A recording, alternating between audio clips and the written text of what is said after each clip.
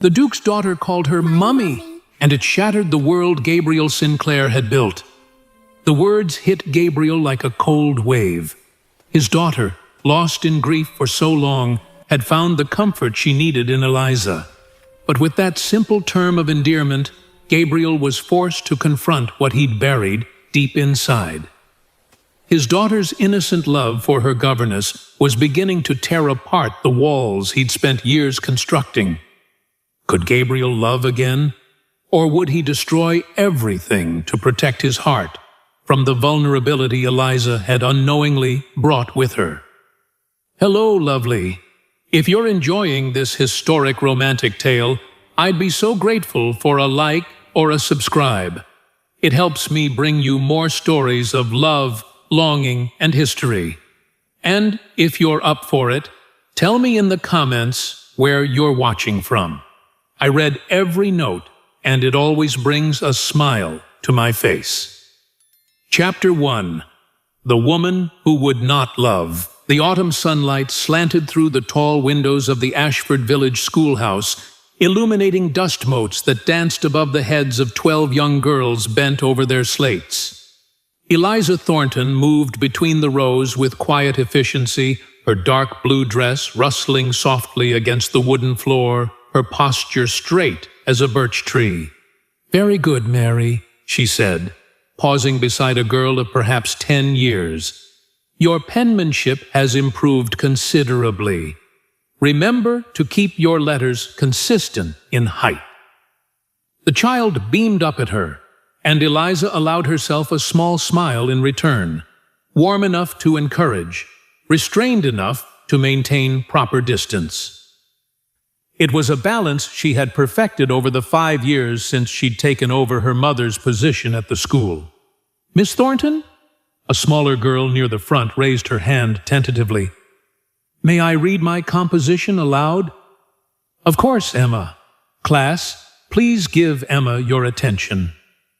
As the girl began to read a charming, if somewhat rambling essay about her family's cat, Eliza folded her hands at her waist and listened with genuine interest.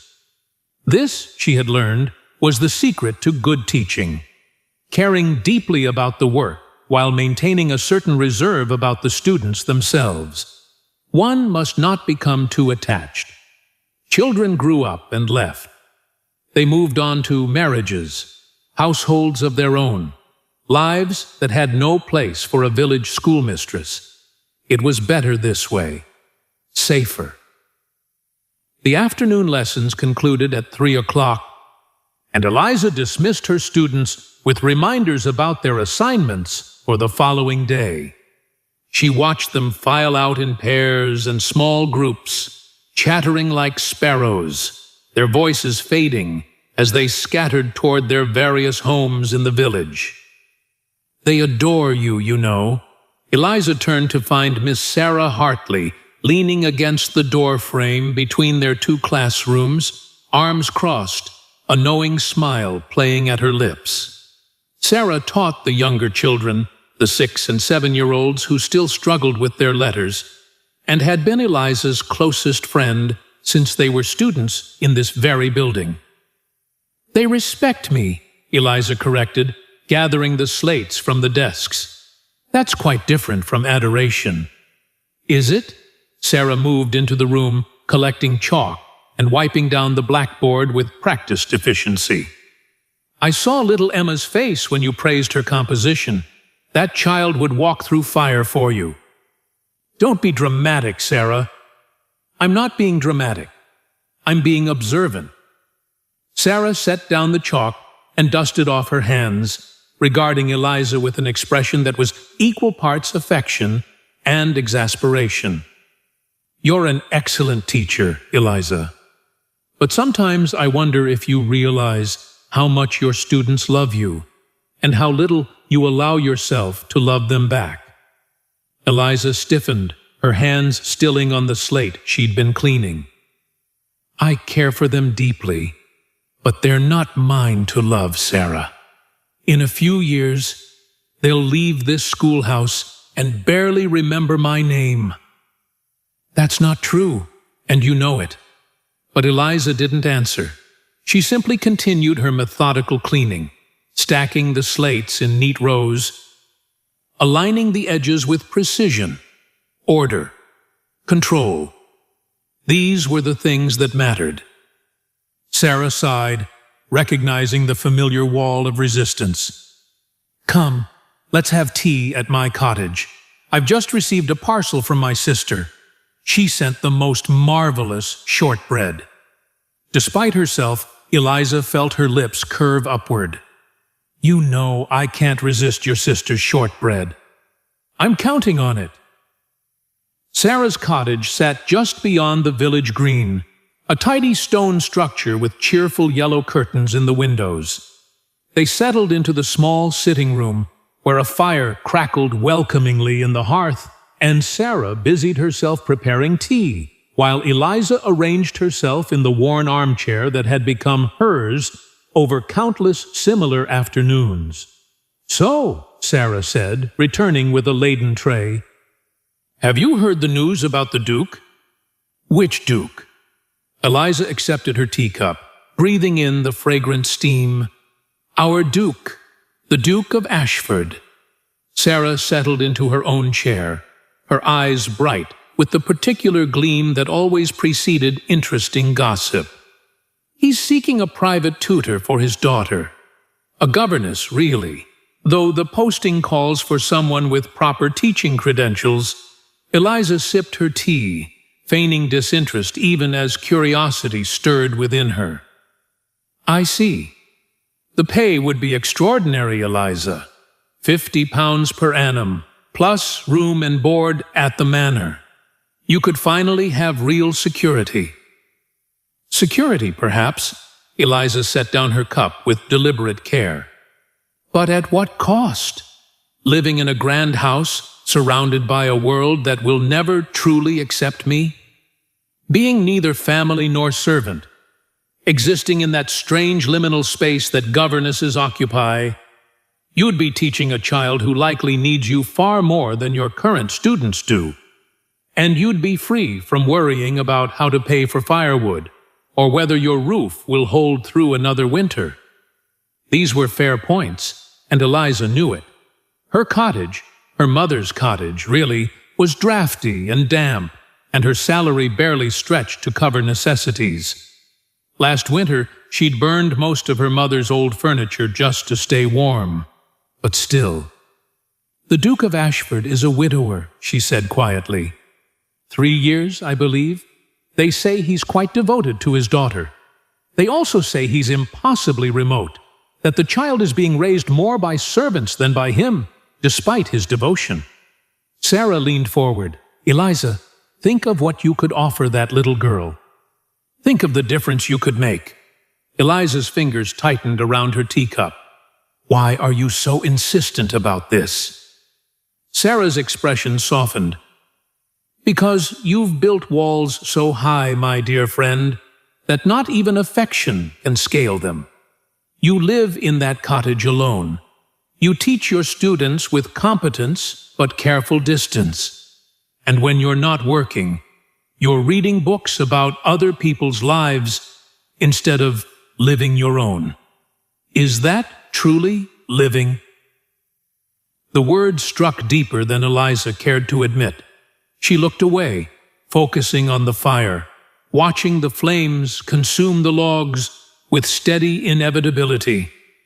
"My mother warned me," she said finally, her voice barely above a whisper. "About love, about attachment, about giving your heart to anything you might lose." I know she did.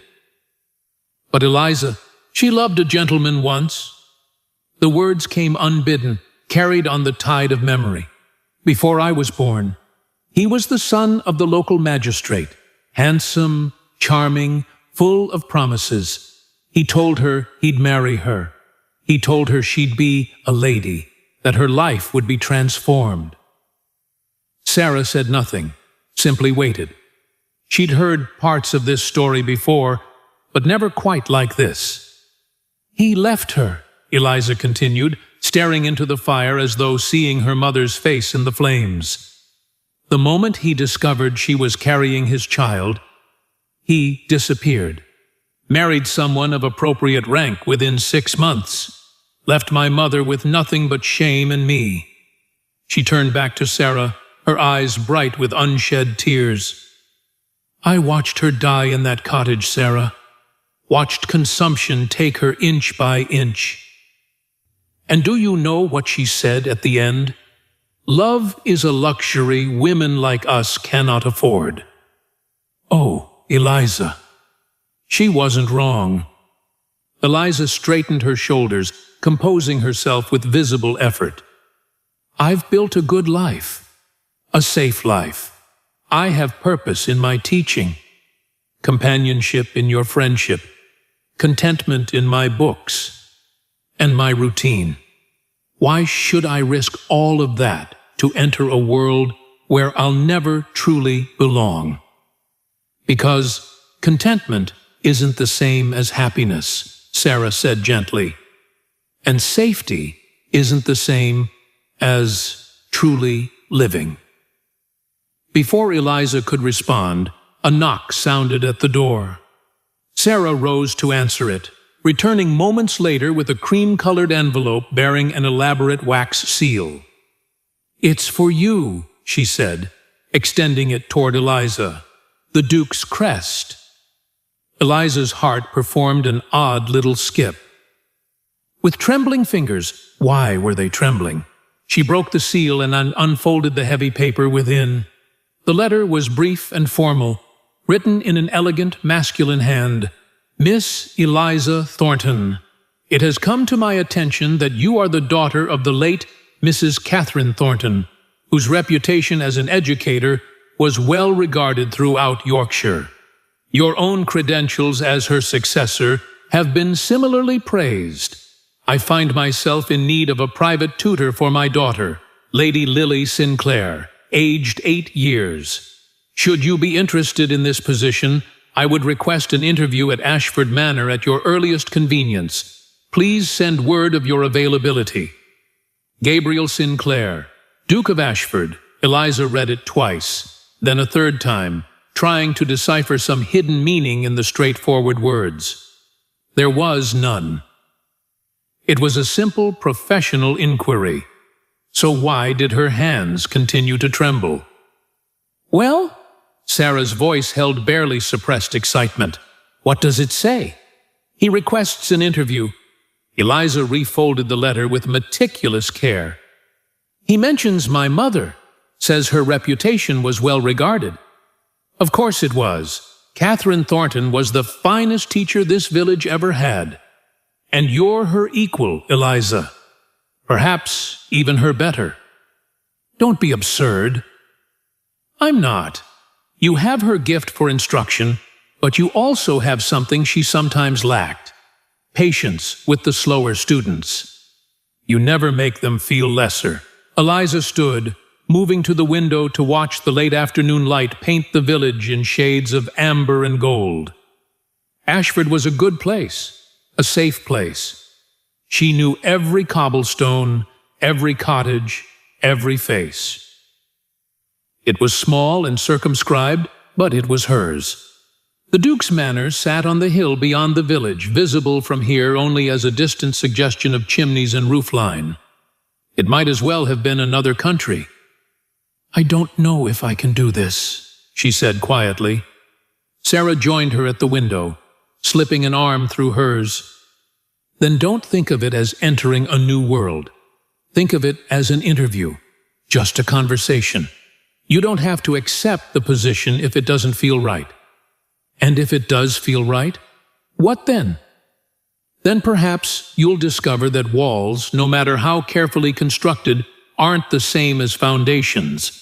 Perhaps you'll find that the life you've been protecting isn't the life you actually want. Eliza leaned her head briefly against her friend's shoulder, drawing comfort from the familiar warmth. You're determined to push me out of my nest, aren't you? Not push, encourage. There's a difference. Sarah squeezed her arm. At least consider it, Eliza. What's the harm in one interview? What indeed? That evening, in her small cottage, Eliza sat at her mother's old writing desk and composed a reply to the Duke. The fire had burned low, and she wrote by candlelight, choosing each word with care. Your Grace, I am honored by your inquiry, and would be pleased to meet with you to discuss the position. I am available at your convenience. Respectfully, Miss Eliza Thornton. She signed her name with a steady hand, though her heart beat an unsteady rhythm against her ribs. It was just an interview, she told herself. Just a conversation. She wasn't committing to anything. But as she sealed the letter and set it aside to be posted in the morning, her gaze fell on the small portrait that hung above the desk. Her mother, painted in better days, before illness and hardship had carved lines into her face. I'm only considering it, Mama, she whispered to the painted image. I won't be foolish. I won't let myself care too much. I'll keep my heart safe, just as you taught me. The portrait, naturally, offered no response. But in the flickering candlelight, her mother's painted eyes seemed almost sad, as though mourning not what her daughter might do, but what she might never allow herself to become. Eliza turned away, banking the fire and preparing for bed with her usual efficiency. Outside, the wind picked up, rattling the window panes and moaning through the eaves. Autumn was deepening toward winter. And soon the cold would set in properly. In her narrow bed, wrapped in her mother's quilts, Eliza tried to sleep. But her mind kept returning to the Duke's letter, to his elegant handwriting, to the words, at your earliest convenience. Her hands had trembled when she'd broken that seal. They trembled still.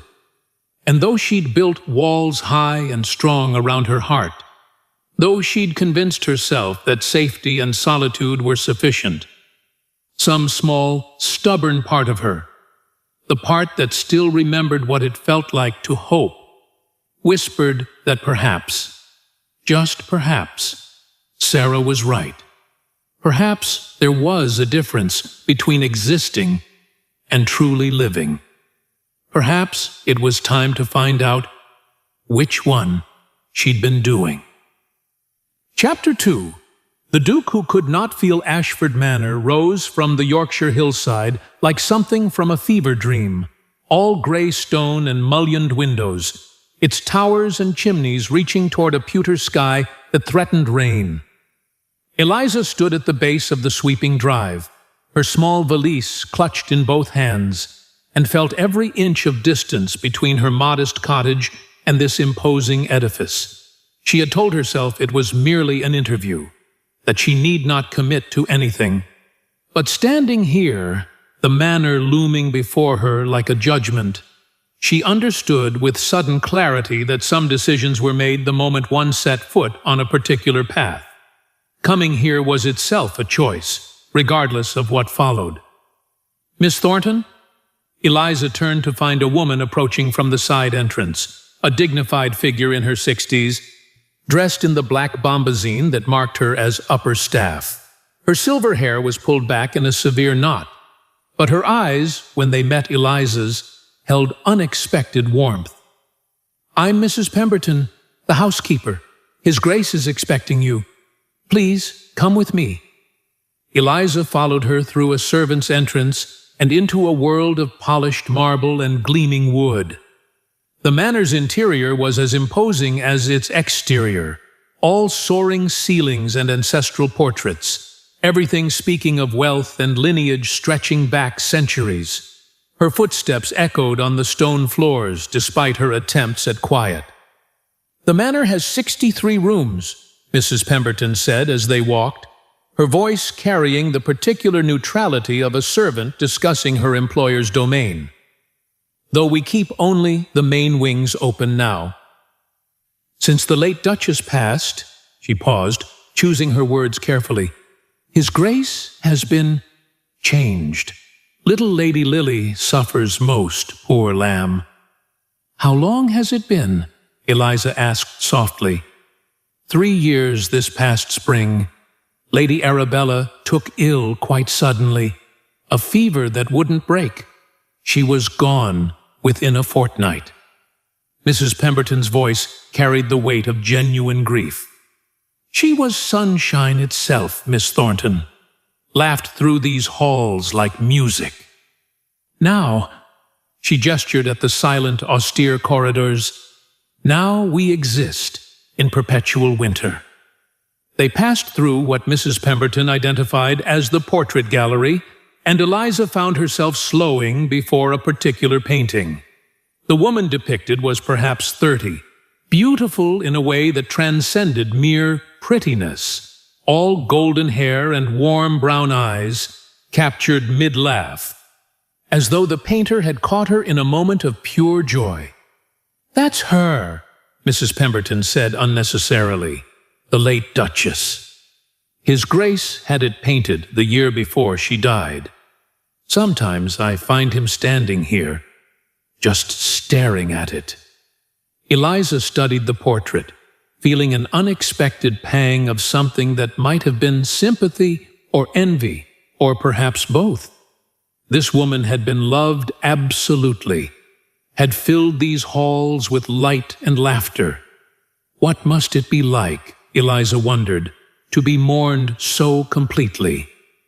"Come," Mrs. Pemberton said gently, "His Grace doesn't like to be kept waiting." The Duke's study was a masculine sanctuary of leather and mahogany, its walls lined with books that actually appeared to have been read. A fire crackled in the hearth, and through the tall windows, Eliza could see what must once have been an elaborate garden, now overgrown and wild, autumn having claimed it. "Miss Thornton, Your Grace." The man who rose from behind the massive desk was not what Eliza had expected. She'd imagined someone older, perhaps softened by grief. Instead, Gabriel Sinclair, Duke of Ashford, was perhaps 35, tall and austere, with dark hair touched with gray at the temples, and eyes the color of winter storms. His face was all sharp angles and controlled emotion, handsome in the way a cliff face is handsome, beautiful but forbidding. "Miss Thornton," his voice matched his appearance, deep, formal, carefully modulated. "Thank you for coming. Please, sit." Eliza settled into the chair he indicated, arranging her skirts with hands that were steadier than she'd anticipated. Mrs. Pemberton withdrew, just closing the door with a soft click that seemed unnaturally loud. "I'll be direct," the Duke said, returning to his own chair but not relaxing into it. "I find myself in need of a governess for my daughter. This is not a position I fill lightly. Lily has had 4 governesses in the past 3 years. 4? Eliza kept her voice neutral. "That seems frequent." Indeed, a muscle tightened in his jaw. "The first 2 attempted to position themselves as potential replacements for the late Duchess. I dismissed them immediately. The 3rd was competent but harsh with Lily. The 4th," he paused. "The 4th found the atmosphere here too melancholy and departed of her own accord." Eliza studied him carefully. Beneath the formal control, she detected exhaustion, the bone-deep weariness of someone who'd been holding himself together through sheer force of will for far too long. "I see," she said. "And what is it you seek in the 5th candidate, Your Grace?" "Competence, kindness, someone who won't attempt to manipulate either myself or my daughter." He fixed her with those storm-gray eyes. "I've read your letters of reference, Miss Thornton. They speak highly of your teaching abilities, but I need to know, can you provide my daughter with the warmth she needs while maintaining appropriate boundaries?" It was a fair question, if oddly phrased. Eliza chose her words carefully. "I can offer your daughter education, structure, and fairness," she said. "I will treat her with respect and genuine care. But if you seek charm and social graces befitting a duke's daughter, the sort of polish that will prepare her for court presentations and society balls, you'd do better to look elsewhere. I'm a schoolmistress's daughter, Your Grace. I can teach her Latin and mathematics, literature and history. I can teach her to think clearly and express herself well. But I cannot teach her to be something I am not. She expected dismissal. Instead, she saw something flicker in his eyes. Surprise, perhaps, or possibly respect. You don't simper or flatter, Miss Thornton. That's refreshing. I have neither the skill nor the inclination for artifice, Your Grace. Good. He leaned back slightly, his posture easing by perhaps half an inch. Lily has seen enough artifice. She needs genuineness. A knock interrupted them. At the Duke's invitation, Mrs. Pemberton entered, followed by a small figure who seemed to be trying to make herself invisible. Lady Lily Sinclair was 8 years old and heartbreakingly lovely, all golden curls and enormous eyes that were the exact shade of her mother's in the portrait. She wore a beautifully made dress of pale blue, but clutched in her arms was a worn rag doll that had clearly seen better days. "Lily," the Duke said, his voice softening almost imperceptibly, "this is Miss Thornton. She may be your new governess." The child's eyes fixed on Eliza with an intensity that seemed too old for her years. "How do you do, Miss Thornton?" she said in a voice barely above a whisper. Eliza leaned forward slightly, bringing herself to the child's eye level. "I'm very well, Lady Lily. Thank you for asking. And how are you?" Lily glanced at her father, then back at Eliza. "I'm well, thank you." But she wasn't well. Eliza could see it in the careful way she held herself, the cautious politeness that children adopted when they'd learned that adults were unpredictable. This was a child who'd lost too much and was protecting what little remained. "That's a lovely doll," Eliza said gently. "Does she have a name?" Lily's arms tightened around the toy. "Margaret. Mama gave her to me." "Then she must be very special indeed." Something shifted in Lily's expression, a crack in the careful composure. "Yes, she is." "Perhaps," Eliza said, "if I come to work here, you might tell me more about Margaret, and you could show me your favorite places in this grand house. I confess, I've never been in a manor before. I'm quite in awe of all the rooms." "There are 63, Lily said, the first spark of animation entering her voice, "though we don't use most of them anymore. But there's a winter garden that Mama loved. It's all overgrown now, but it's still beautiful in a wild sort of way. I should very much like to see it."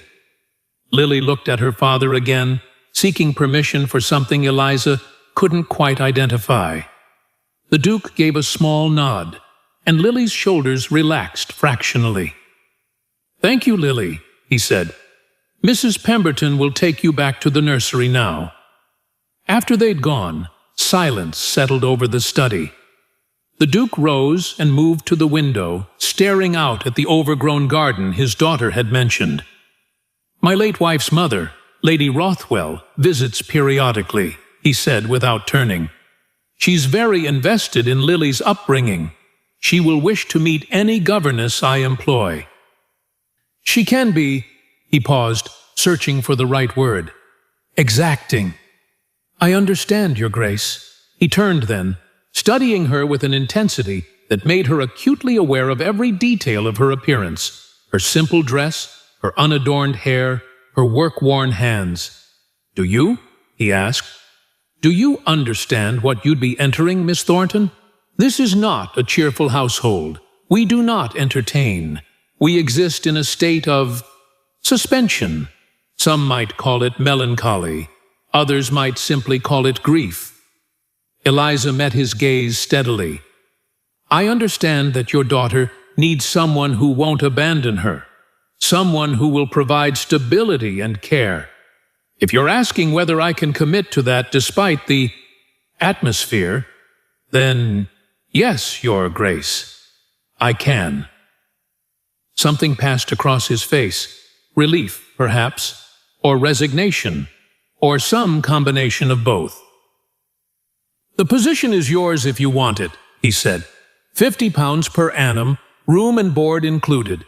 You'd have Sundays at liberty after morning services. You'd begin immediately. Immediately. No time for second thoughts, no opportunity to retreat to the safety of her cottage and reconsider. Eliza felt her mother's voice echoing in her memory. Love is a luxury women like us cannot afford. But this wasn't love. This was employment. A position. Security. Wasn't it? "I accept," she heard herself say. Mrs. Pemberton showed her to the governess' quarters, a suite of rooms in the family wing, modest but comfortable, with a small sitting room, a bedroom, and a view of the overgrown winter garden. After the housekeeper departed with promises to have Eliza's belongings sent up from the village, Eliza stood at the window and stared at the tangle of dead vines and dormant plants below. 3 years of neglect had transformed what must have been a masterpiece of cultivation into something wild and melancholy. Rather like this house itself, she thought. Rather like the Duke and his daughter. Behind her, in the hallway, she heard voices. Mrs. Pemberton and the Duke, speaking quietly. "What do you think of her?" That was the Duke's voice, lower than it had been in the study, almost uncertain. "That one has a good heart, Your Grace." Mrs. Pemberton's reply carried conviction. "She'll be good for Lady Lily. But," a pause, "but she's wary. Someone hurt her once. She's built walls as high as your own." Eliza pressed her forehead against the cool glass, fighting the urge to flee back to her cottage, to safety, to the small, circumscribed life she understood. "Perhaps," the Duke said so quietly Eliza almost didn't hear, "walls are precisely what's needed. Hers to protect herself, and mine to protect what remains of my family." "Or perhaps, Your Grace," Mrs. Pemberton replied with the particular boldness of long service, "walls are precisely the problem." Their footsteps retreated, leaving Eliza alone with the dying afternoon light and the weight of the choice she'd made. She unpacked her few belongings with methodical precision, her books arranged on the shelf, her mother's shawl folded in the drawer, her teaching materials laid out on the small desk. Everything in its place, everything ordered and controlled. She could do this. She would maintain proper distance, teach the child, collect her salary, and remain untouched by the grief that permeated these walls. She would not become entangled in the emotional wreckage of this household. She would keep her heart safe, just as her mother had taught her. But as darkness fell over Ashford Manor, as the house settled into its evening quiet, Eliza found herself returning to the window, staring down at the winter garden below. Even in its wild state, even choked with weeds and neglect, she could see the ghost of what it had been, could imagine how it must have looked when the late Duchess had tended it, when these halls had rung with laughter instead of echoing with silence. Beauty, once created, left traces even in ruin. It was, Eliza thought with sudden unease, rather like love itself. Chapter 3. The Child Who Needed a Mother. The schoolroom occupied the eastern corner of the second floor, its tall windows admitting the pale November light that seemed perpetually filtered through Yorkshire's autumn clouds. Eliza had arranged it with care, slates and primers on the desk, a globe positioned by the window, a small bookshelf she'd brought from her cottage now holding the texts she deemed essential for an 8-year-old's education. Lady Lily sat across from her, back straight as a ruler, hands folded precisely in her lap. "Shall we begin with geography?" Eliza asked gently. "Yes, Miss Thornton. Whatever you think best, Miss Thornton." "Lily, you needn't seek my approval for every breath you take." "I'm sorry, Miss Thornton. I didn't mean to—" The child stopped herself, biting her lip. Eliza set down the geography text and leaned forward. "Darling, you've apologized 3 times in as many minutes. You've done nothing wrong. In this room, you're permitted to simply be yourself." Lily's eyes widened slightly, as though this concept was entirely foreign. "Yes, Miss Thornton. I'm sorry." She caught herself again, and a ghost of a smile flickered across her face. "I mean, thank you, Miss Thornton." "Better," Eliza said, allowing warmth into her voice. "Now then, geography. Can you show me where we are on this globe?" Over the following days and weeks, a pattern emerged, slow as morning frost melting, but just as inevitable. Lily was extraordinarily intelligent, her mind quick and retentive, but she'd learned to dim her own light, to make herself small and unobtrusive. She answered questions in whispers, as though afraid the sound of her own voice might disturb the house's perpetual quiet. But gradually, carefully, Eliza coaxed her out. "Tell me," she said one afternoon during their literature lesson, "what do you think Jane Eyre should have done when she discovered the truth about Thornfield Hall?" Lily hesitated. I don't know, Miss Thornton. I'm not asking what you know. I'm asking what you think. There's a difference." A pause. Then, tentatively, I think she should have been angry, that he lied to her. Even if he loved her, lying was wrong." "Yes," Eliza said, pleasure warming her voice. "Exactly. You see, you have thoughts, Lily, good ones. Don't be afraid to share them." The child's face transformed, a sunrise breaking through clouds. It was during their 3rd week that Eliza discovered where Lily disappeared to during their afternoon breaks.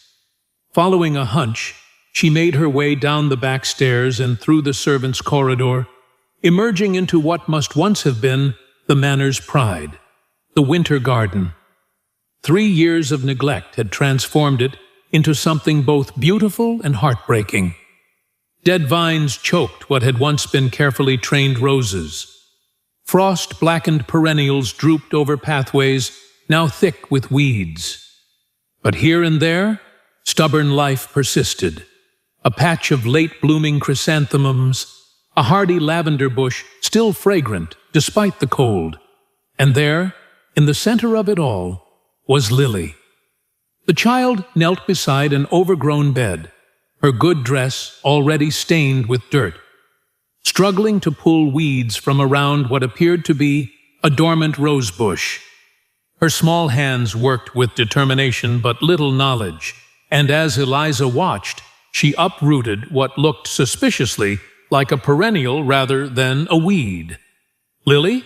the child startled, spinning around with guilt written across her face. "I'm sorry, Miss Thornton. I know I should have asked permission, but—" No apologies needed. Eliza moved closer, kneeling beside her despite her own skirts. "This was your mama's garden?" "Yes." Lily's voice dropped to barely a whisper. "She loved it here. She used to bring me with her every day, and she'd tell me the names of all the flowers. I remember some of them, but not all. And I thought—" She looked down at her dirt-stained hands. "I thought if I could make it beautiful again, maybe Papa wouldn't look so sad when he sees it from his window." Eliza's throat tightened. "That's a lovely thought, darling, but I think you might be fighting a battle too large for one small girl." "I know." Lily's shoulders slumped. "I don't really know what I'm doing. but I have to try. It's all I have left of her."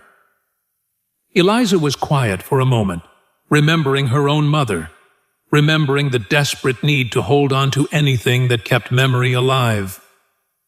"Shall we learn together?" she said finally. "I'm no expert gardener, but I think your mama would be happy to see someone caring for her flowers. We could come here twice a week. Make it part of our natural history lessons." Lily's face blazed with hope. "Truly? Truly. We'll need to wait until spring for most of the work, but we can start clearing the debris now, marking which plants might survive. And I'll write to a friend in the village who knows about gardens. Between the three of us, we might just manage it." "Oh, Miss Thornton!" And then, spontaneously, Lily threw her arms around Eliza's neck.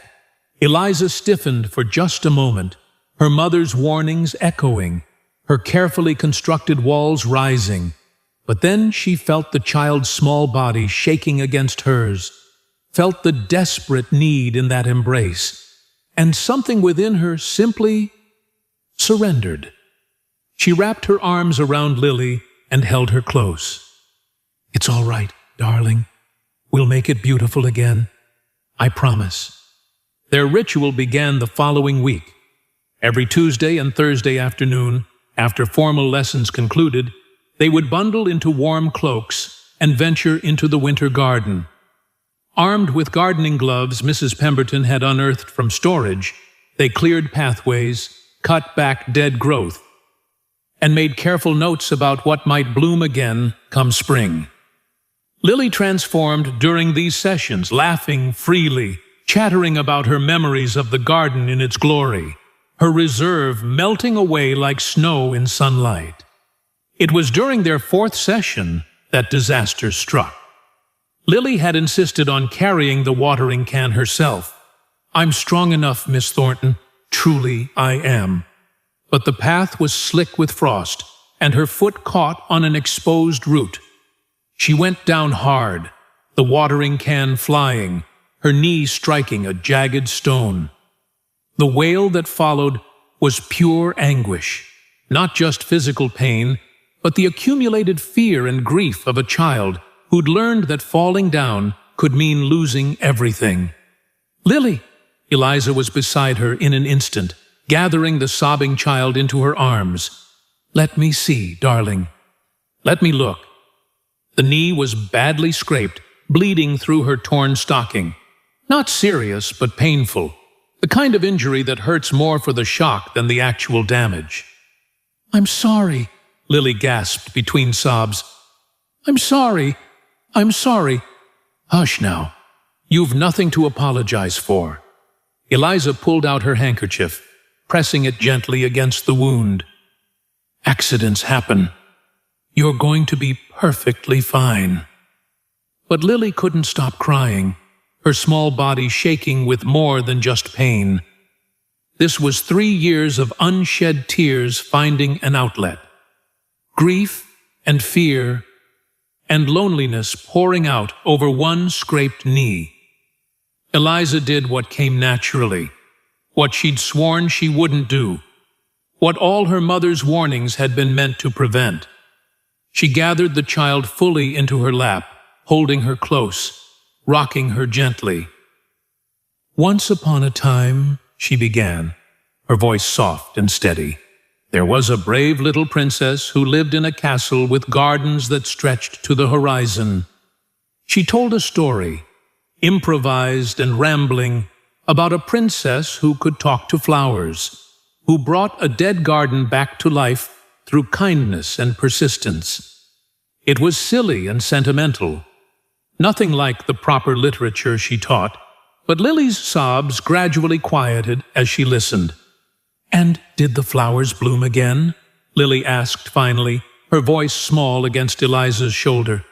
"Every single one, because the princess believed in them, and sometimes, darling, that's all growing things need. Someone who believes in them." Lily was quiet for a long moment. Then, so softly, Eliza almost didn't hear. "You're like a mama." Eliza's breath caught. I'm sorry, Lily added quickly, pulling back slightly. I shouldn't have said that. I know you're my governess, not my— You needn't apologize for speaking your heart, darling. Eliza's own eyes were suddenly wet. That's one thing you never need to apologize for. Inside the manor, standing at his study window, Gabriel Sinclair watched the scene unfold in the garden below. He'd been reviewing estate accounts when movement had caught his eye, and now he stood frozen, observing his daughter, his reserved, careful daughter, crying in her governess's arms. No, not just crying, being comforted, being held with the kind of tenderness he'd forgotten existed. Something twisted in his chest, part pain, part something else he refused to name. Your Grace? His land steward, Mr. Collins, had entered unnoticed. I have the quarterly reports you requested. Gabriel tore his gaze from the window. Yes, of course. They conducted their business efficiently, but as Collins prepared to leave, he hesitated at the door. If I may speak plainly, Your Grace, the staff have been remarking on Miss Thornton's influence with Lady Lily. Quite remarkable, really.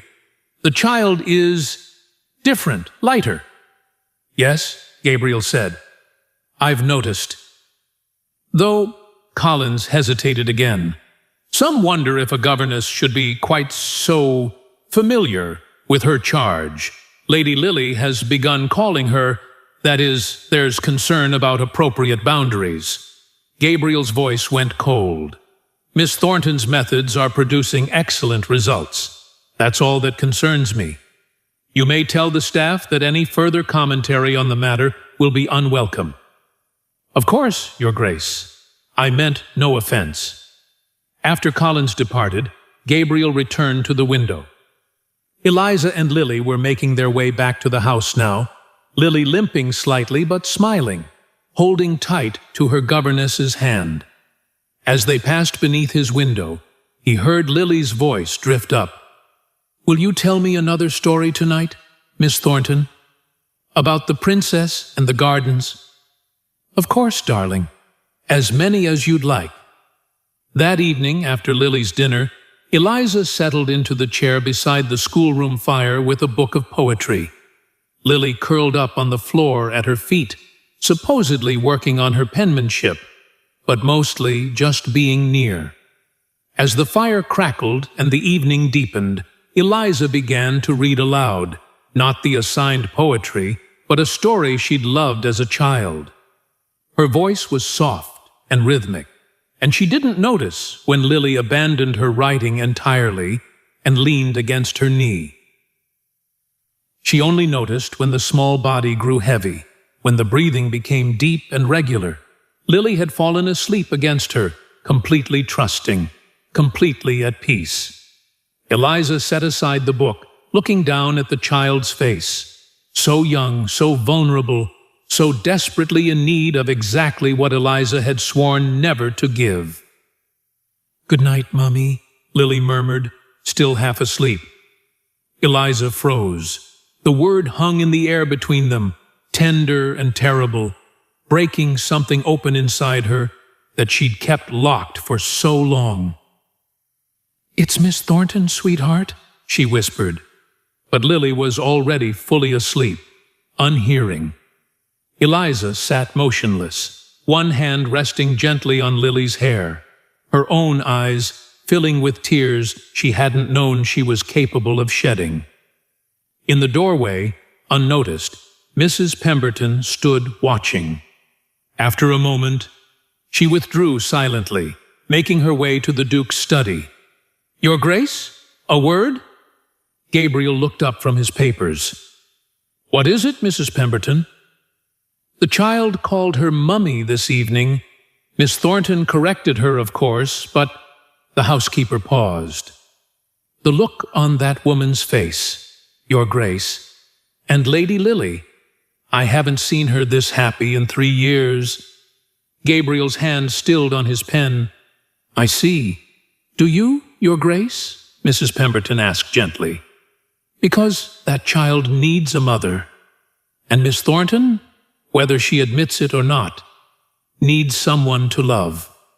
What I'm wondering is whether you'll have the sense to see what's growing in your own house before you let it slip away. After she'd gone, Gabriel sat alone in his study, the estate accounts forgotten. Finally, he rose and moved to stand before Arabella's portrait, the one that captured her mid-laugh, full of life and light. "Forgive me, my dear," he whispered to the painted image. "I don't know what I'm feeling, but it frightens me. She's bringing Lily back to life, and perhaps she's bringing me back too. Is that betrayal, or is it simply living?" The portrait offered no answers, only that eternal smile, frozen in time, forever young, forever lost. Outside, winter pressed close against the windows, but in the winter garden below, dormant seeds waited patiently for spring. Chapter 4. The walls begin to crumble. Winter arrived in earnest, transforming Ashford Manor into something from a fairy tale, all frost-etched windows and snow-laden gardens.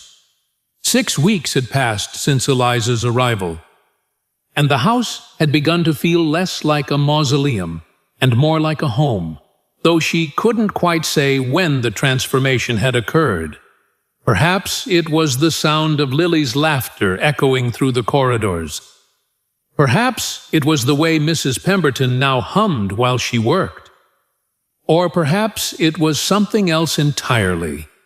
Something Eliza was afraid to examine too closely. She noticed the Duke's presence first as a curiosity, then as a pattern. He would appear in the schoolroom doorway during afternoon lessons, ostensibly to observe Lily's progress. He would join them for tea in the nursery, listening to Lily's excited chatter about Latin declensions and Greek myths. He would walk through the winter garden while they worked, his hands clasped behind his back, watching as they cleared another bed or marked another potentially salvageable plant. "You've made remarkable progress," he said one late afternoon, surveying the garden with something almost like wonder. The beds were cleared now, pathways visible, the bones of the original design emerging from years of neglect. Lily beamed. "Miss Thornton says we're archaeologists, uncovering hidden treasures. Look, Papa, we found Mama's lavender. It's still alive underneath all the dead bits." Gabriel crouched beside the plant his daughter indicated, touching the gray-green leaves with careful fingers. When he looked up at Eliza, his expression was unguarded for once, raw with something between gratitude and grief. "Thank you," he said quietly, "for bringing life back to this place. Arabella would have been grateful." "It's Lily's doing as much as mine," Eliza replied, uncomfortable with the intensity of his gaze. She remembered where everything was planted. Still, he stood, brushing dirt from his hands. "You gave her permission to remember with joy instead of only sorrow. That's no small gift." Lily, oblivious to the undercurrents, had already moved on to another discovery. "Papa, come see. We think this might be Mama's roses." As the child scampered ahead, Gabriel fell into step beside Eliza. "She's different," he said. "Lighter, more herself, I think, than she's been since—" He stopped. "Since her mother died," Eliza finished gently. "You needn't avoid speaking of her, Your Grace. The Duchess was real. She mattered. Pretending otherwise helps no one." He glanced at her, something shifting in his expression. "You're very direct, Miss Thornton. I find that grief and euphemism make poor companions." "Yes," he said slowly. "Yes, I suppose they do." Their conversations began to extend beyond the professional. He would linger after checking on Lily's lessons, and they would discuss pedagogy, which somehow led to philosophy. which spiraled into debates about education and society and the nature of knowledge itself. Plato argues that education is the kindling of a flame, not the filling of a vessel, Eliza said one evening, standing before the schoolroom bookshelf in search of a particular text. But Aristotle would counter that without filling the vessel first. Without foundational knowledge, there's nothing to kindle, Gabriel replied from his position by the fire. Lily had gone to the nursery for supper, but somehow he'd remained. And somehow Eliza hadn't suggested he leave. But Aristotle also believed in practical wisdom, phronesis, which can only be developed through experience, not mere instruction. Are you suggesting I should let Lily learn mathematics by trial and error? That seems inefficient. Eliza turned, a smile playing at her lips.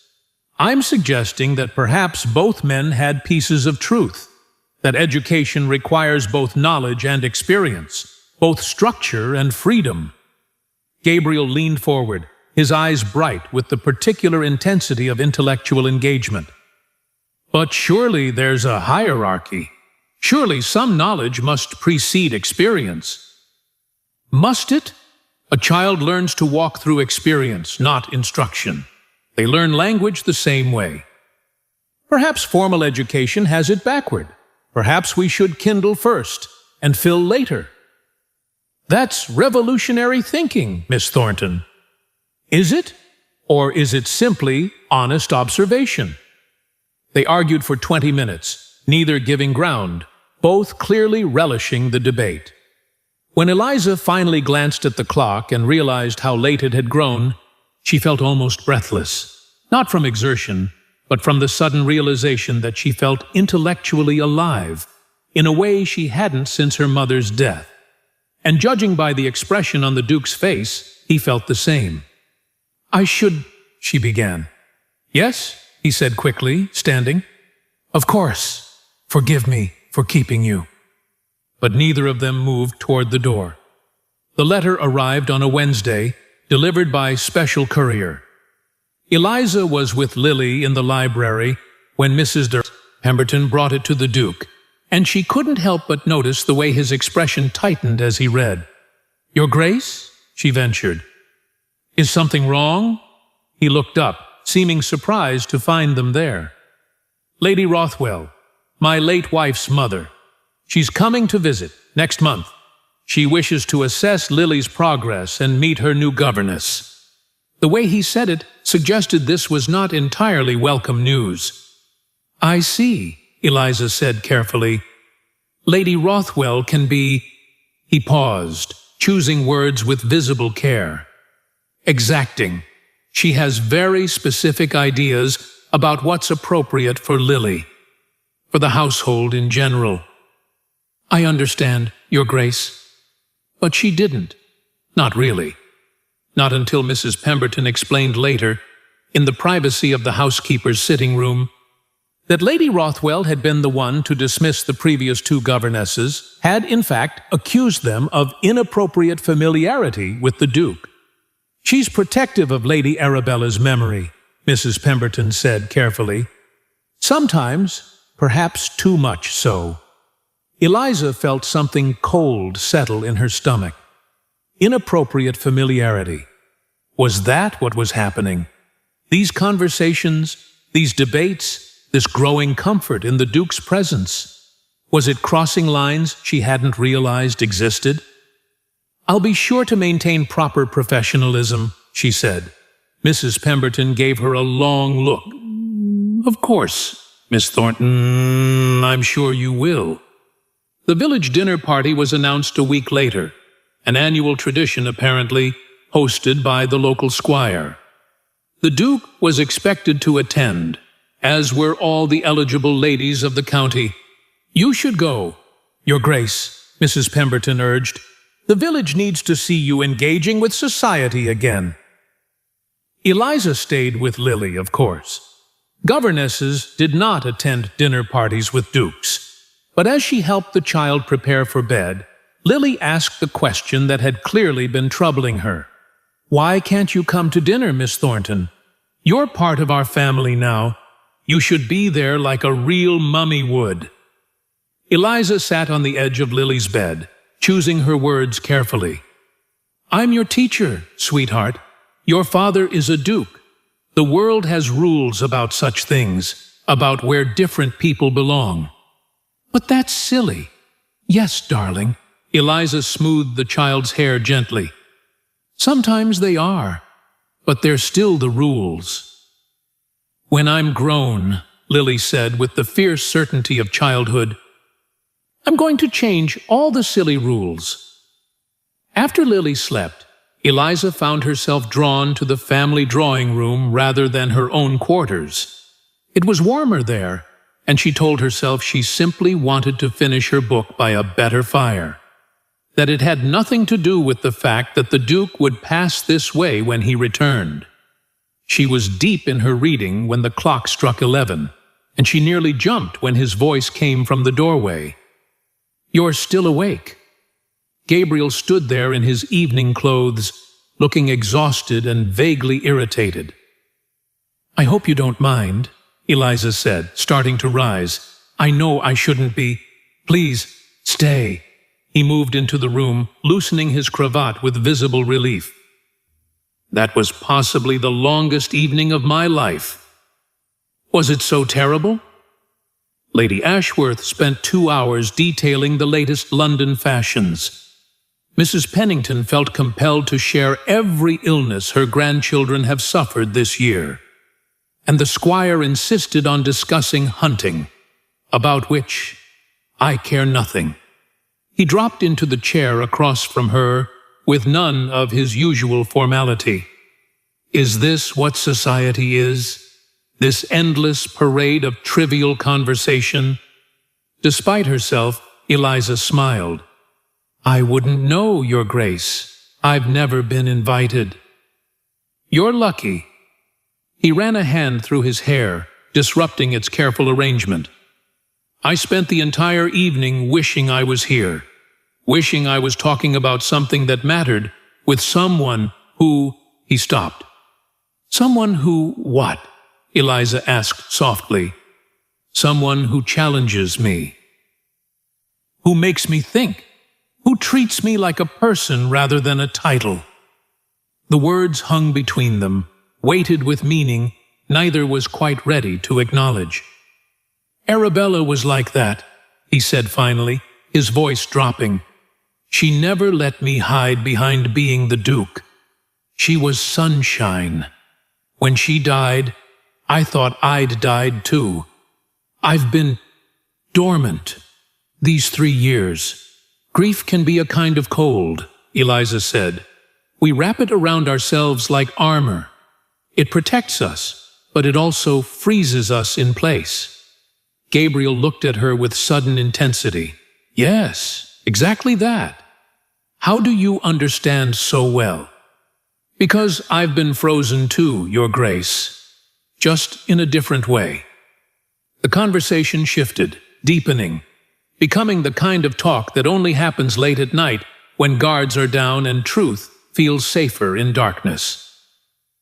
They spoke of loss and duty and the weights they carried, his of title and expectation, hers of her mother's warnings and the walls she'd built against feeling too much. The fire burned low, the clock chimed midnight, and still they talked, leaning forward in their chairs, the space between them charged with something neither was quite ready to name. Finally, Gabriel moved, not dramatically, simply shifting from his chair to sit beside her on the settee, close enough that she could feel the warmth of him, see the silver threading his dark hair. "Eliza," he said, and her name in his voice was a revelation. He reached toward her hand, and suddenly her mother's voice filled her head, sharp and warning. "He promised me the world, then left me with nothing but you and shame. I should—" Eliza stood abruptly, nearly stumbling. "Lily, I should check on Lily. It's past midnight. She'll be sleeping. Still, I'm sorry." "Good night, Your Grace." She fled, not quite running, but close, her heart hammering against her ribs. Behind her, she heard him call her name, but she didn't stop, couldn't stop. In her room, door closed and locked, Eliza paced like a caged thing. Her hands shook, her breath came too fast. She was falling in love with Gabriel Sinclair. Worse, she suspected he might feel the same. This was exactly what her mother had warned her about. Loving a man whose world she could never truly enter. Setting herself up for heartbreak and shame. She was a schoolmaster's daughter, and he was a duke. There was no future here. There couldn't be. And yet when he'd looked at her tonight, when he'd said her name, when he'd reached for her hand, she'd wanted nothing more than to take it, to let herself believe that perhaps, just perhaps, the rules could be different. But rules were never different for women like her. She pressed her forehead against the cold window glass and forced herself to breathe. Tomorrow she would rebuild her walls. Tomorrow she would remember her place. Tomorrow she would be only what she was supposed to be, Lily's governess, nothing more. But tonight, alone in the darkness, she let herself acknowledge the truth. She was in love with a man she could never have, and she had no idea how to protect herself from the devastation that was surely coming. Chapter 5. Love in Disguise. Winter transformed Ashford Manor into something magical. Holly and ivy wound around the banisters, candles glowed in every window. And for the first time in 3 years, Christmas preparations filled the house with purpose and warmth. Lily threw herself into the festivities with abandon, insisting on decorating every available surface while Eliza supervised with amused indulgence. "More greenery, Mummy," Lily called from her precarious perch on a footstool. "This corner looks bare." Eliza no longer corrected the word. It had slipped so naturally into Lily's vocabulary, appearing with increasing frequency, and each time Eliza opened her mouth to gently redirect, she found the correction dying on her lips. What harm could it do, really? It made the child happy. And if Gabriel noticed, and he surely did, he said nothing. Simply watched with an expression Eliza couldn't quite read. The days accumulated like snowfall, each small moment building upon the last, until the landscape of their lives had been transformed without any of them quite noticing when the change occurred. Gabriel teaching Lily to ride her pony in the manor's paddock. Eliza watching from the fence rail wrapped in a warm cloak, her breath misting in the cold air. "Heels down, darling," she called, and Lily adjusted her posture, beaming with pride when her father praised her improved seat. Family dinners in the small dining room rather than the cavernous formal space, the three of them gathered at one end of the table while conversation flowed easily. Lily's chatter about her lessons, Gabriel's dry observations about estate matters, Eliza's occasional witty interjection that made them both laugh. "What do you think, Miss Thornton?" Gabriel asked one evening, setting down his wineglass. "The tenant farmers are proposing a cooperative system for purchasing equipment. Does that seem sound to you?" Eliza blinked, surprised to be consulted. I think it's quite sensible, actually. Pooling resources benefits everyone, and it builds community." "That's what I thought. You have good instincts." He said it casually, but his eyes held warmth. Lily's piano recital in the music room, the child's small fingers stumbling only slightly through a Mozart piece she'd been practicing for weeks. When she finished, both Gabriel and Eliza applauded enthusiastically, and Lily's face blazed with joy. "Did you like it, Mummy? Papa?" "It was beautiful, darling," Eliza said, throat tight. "Your best performance yet," Gabriel added, and Lily flew to embrace them both. These moments wove together into something that felt dangerously like family, and Eliza found her carefully constructed walls crumbling one small breach at a time. "You're different," Sarah said the moment Eliza arrived for their weekly tea. It was her afternoon off, and she'd walked to the village despite the cold, needing the familiar comfort of her oldest friend. Different how? Eliza unwound her scarf, avoiding Sarah's too knowing gaze. Lighter, somehow, but also, Sarah poured tea with careful precision. Troubled. Those two things don't usually exist together. Eliza accepted the cup, staring into the amber liquid as though it might contain answers. "I'm afraid I've done something foolish, Sarah." "Tell me." "I've allowed myself to care too deeply. For the child, certainly. But also—" She couldn't finish. "For the Duke?" The words hung between them. Eliza set down her cup with trembling hands. "It's madness. He's a duke. I'm a schoolmaster's daughter. Even if he felt anything, which he surely doesn't, it could never be." "Are you certain he doesn't feel anything?"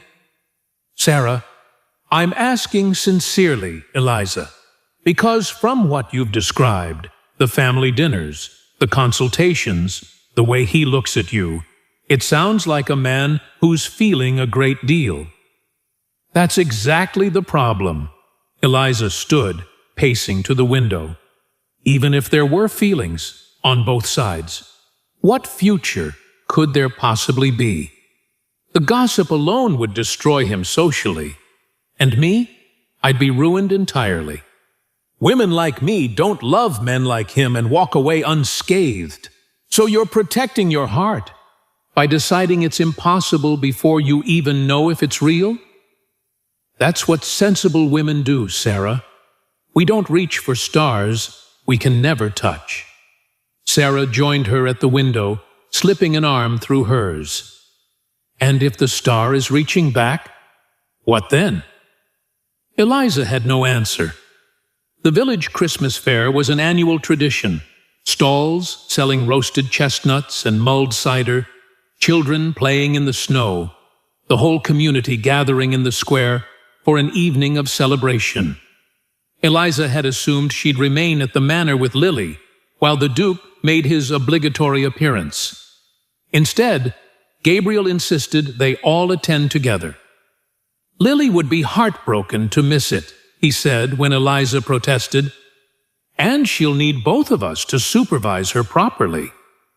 So Eliza found herself walking through the village square at dusk, Lily between them holding both their hands, looking for all the world like a family. The local gentry noticed. Of course, they noticed. Eliza saw the raised eyebrows, the whispered conversations behind gloved hands. Mrs. Pemberton, accompanying them with several other household staff, overheard two ladies near the ribbon competition booth. "Look at the Duke with that governess. Quite taken with her, isn't he? How inappropriate. Poor Lady Rothwell must be mortified when she hears." The housekeeper said nothing, but her eyes met Eliza's across the crowd, and the warning was clear. The ribbon competition was a silly village tradition, men competing in tests of strength and skill. Winners receiving elaborately embroidered ribbons from the Ladies' Auxiliary. Gabriel participated only because Lily begged him to, and he won easily, accepting a beautiful blue silk ribbon with polite grace. "Give it to Mummy," Lily insisted, tugging his arm. "She should have it. She's the prettiest lady here." Gabriel held the ribbon, his eyes finding Eliza's across the small distance. The moment stretched, the noise of the fair fading to background. He crossed to her, and she was acutely aware of every watching eye, every whispered speculation. "For reviving the winter garden," he said softly, presenting it with a small bow. Eliza took it, their fingers brushing in the exchange. The contact was brief, entirely proper. But electricity shot through her, stealing her breath. His eyes darkened, and she knew he felt it too. Around them, the gossip intensified. She could hear it like the buzz of bees, invasive and inescapable. "Sinclair!" The voice cut through the moment like a blade. A tall, severe-looking man approached, clearly aristocracy, from his bearing and fine clothes. "Lord Pembroke," Gabriel said, his voice cooling. "I didn't realize you were in Yorkshire." "Lady Rothwell asked me to observe Lily's progress during my visit to the area."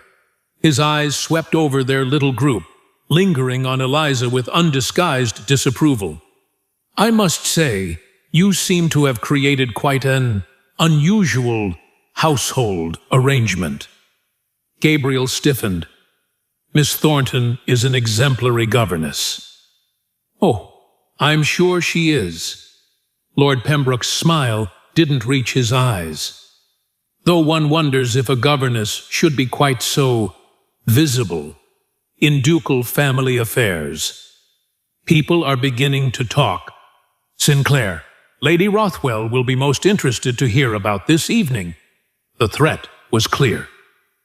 Gabriel's jaw tightened, but before he could respond, Lily tugged his hand.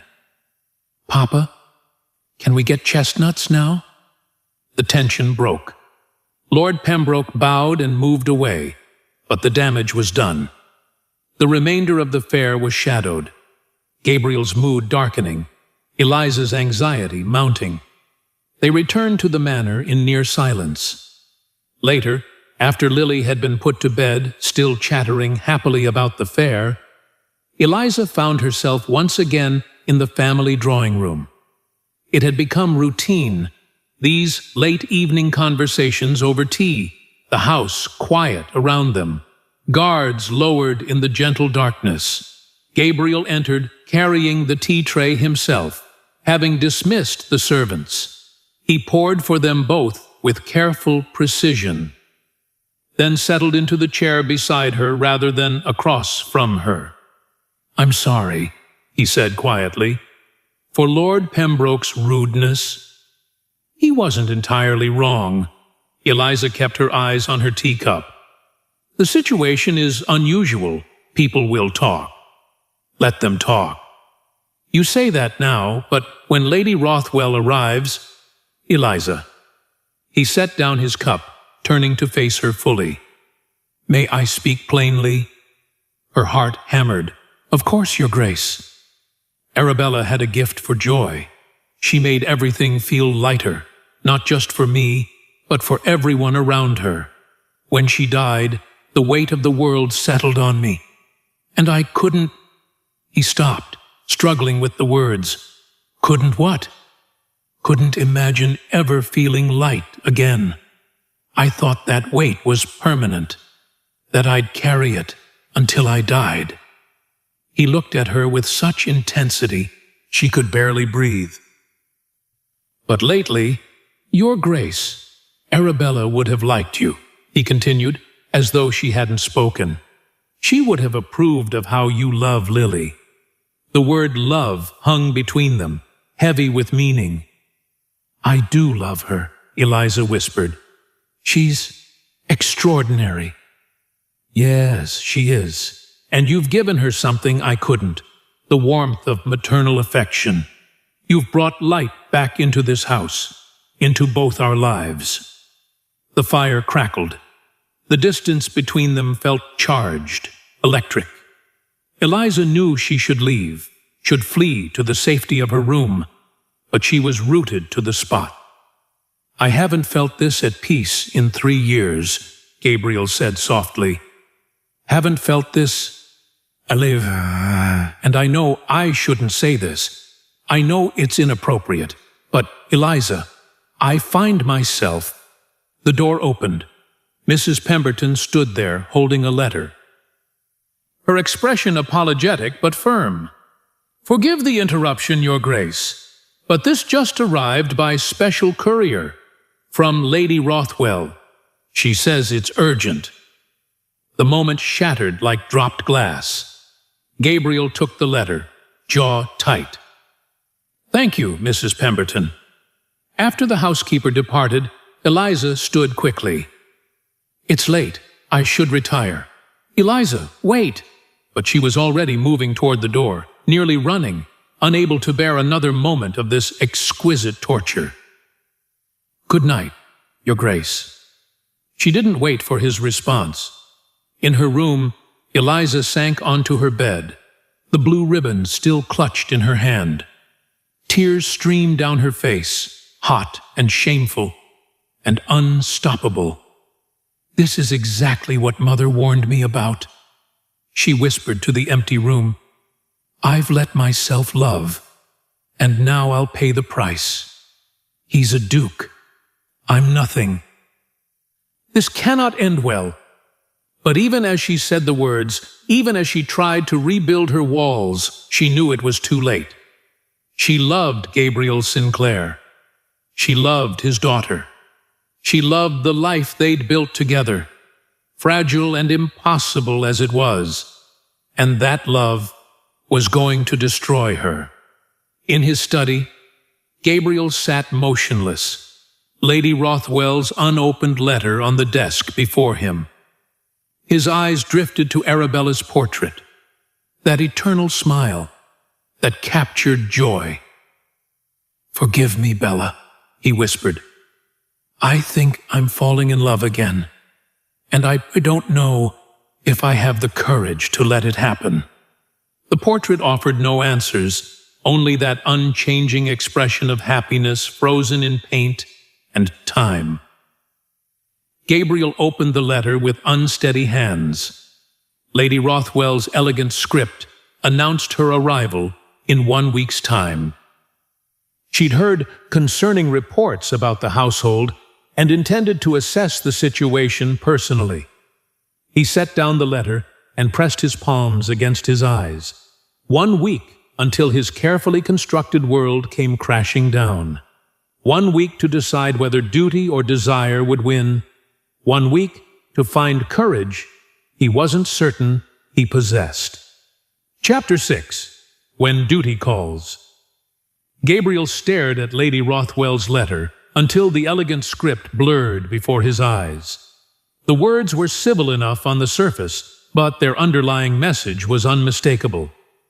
"I shall arrive on Thursday to assess Lily's educational progress and the general household arrangements. I've heard disturbing rumors about inappropriate familiarity between Lily and her governess. I trust these are exaggerations, but given the delicacy of your position and Lily's future prospects, I felt immediate observation was warranted." Thursday, 3 days away. He set down the letter with a hand that wasn't entirely steady and moved to the window overlooking the winter garden. Even in the darkness, he could make out the restored beds, the cleared pathways, all the work Eliza and Lily had done together. The noose of social expectation was tightening around his throat, and he had no idea how to loosen it. Mr. Harrison arrived the following afternoon for their quarterly review of estate business.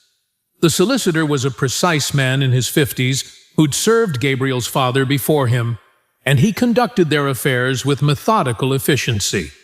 It was only after the business concluded, over port in Gabriel's study, that Harrison cleared his throat with obvious discomfort.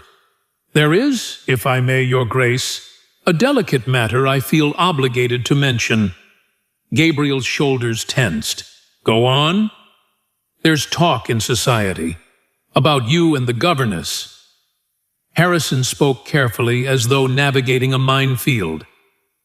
"I'm sure it's nonsense, but Lady Rothwell has made inquiries through my firm, and there are whispers that you're neglecting your ducal duty to remarry appropriately."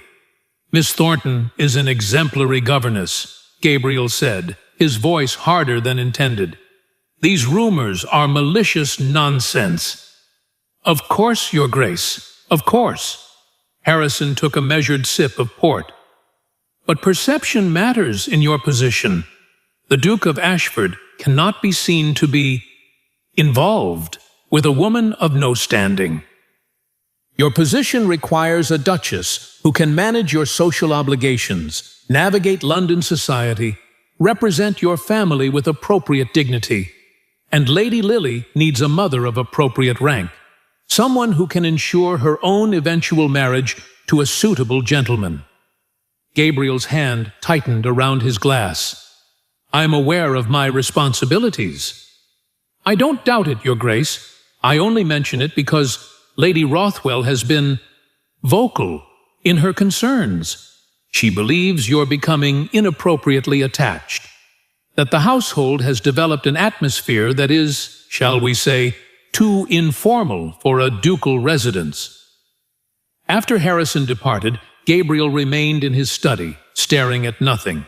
The solicitor's words echoed in his mind, joining Lady Rothwell's letter in a chorus of duty and expectation and social consequence. He was a duke. He had responsibilities, and his growing feelings for Eliza Thornton, feelings he could no longer deny, were a threat to everything his position demanded. Lady Rothwell arrived a day early. The carriage swept up the drive on Wednesday afternoon, catching them entirely unprepared. Gabriel was in his study. Eliza was teaching Lily mathematics in the schoolroom, and no one was positioned to greet the late Duchess's mother with appropriate ceremony. She swept into the house like an elegant storm, a woman in her 60s who had clearly been a great beauty in her youth, and still carried herself with regal bearing. Her silver hair was arranged in perfect coils, her traveling dress was the height of fashion, and her eyes, the same warm brown as Arabella's, were sharp as cut glass. Gabriel. She presented her cheek for his kiss. Having intercepted him in the entrance hall, I hope my early arrival doesn't inconvenience you. Of course not, Lady Rothwell. You're always welcome. How gracious. Her smile didn't reach her eyes. Where is my granddaughter? In the schoolroom with Miss Thornton. Shall I? But Lady Rothwell was already moving, following Mrs. Pemberton's directions with the confidence of someone who'd once been mistress of this house. Gabriel had no choice but to follow. They found Eliza and Lily bent over a slate, working through a mathematical problem together. At the sound of the door, Lily looked up, and her face transformed with joy. Grandmother! She flew from her chair and across the room, launching herself at Lady Rothwell with complete abandon. But it wasn't Lady Rothwell who received the embrace. Lily, in her excitement, had run to Eliza first, throwing her arms around the governess's waist. Mummy, grandmother's here. Can we show her the winter garden? The silence that followed was deafening. Eliza's face went white. Lily, this is your grandmother Rothwell, and you must call me Miss Thornton. But, Miss Thornton, Eliza repeated firmly, gently disentangling the child's arms. Lady Rothwell's expression revealed nothing, but Gabriel saw the flicker of something dangerous in her eyes. Lady Lily, come greet me properly. The child, confused by the sudden tension, moved to embrace her grandmother with considerably less enthusiasm than she'd shown Eliza. Tea was excruciating. Lady Rothwell maintained perfect civility, but her questions to Eliza carried subtle barbs that drew blood without leaving visible wounds. How quaint that you teach from imagination rather than established texts, Miss Thornton. I suppose modern ideas have their place, though one must be careful not to fill a duke's daughter with unsuitable notions. Eliza, maintaining her dignity admirably, responded with measured calm. I believe education should engage the mind and heart, Lady Rothwell. Heart is all well and good, but propriety and rank are what truly matter for a girl of Lily's station. She'll need to navigate the highest levels of society, make an advantageous marriage. These are not things one learns from imagination. Gabriel watched Eliza's fingers tighten around her teacup, saw the effort it cost her to keep her voice steady. I defer to your greater experience, Lady Rothwell. After tea, Lady Rothwell requested a private word in Gabriel's study. He followed with a sense of impending doom.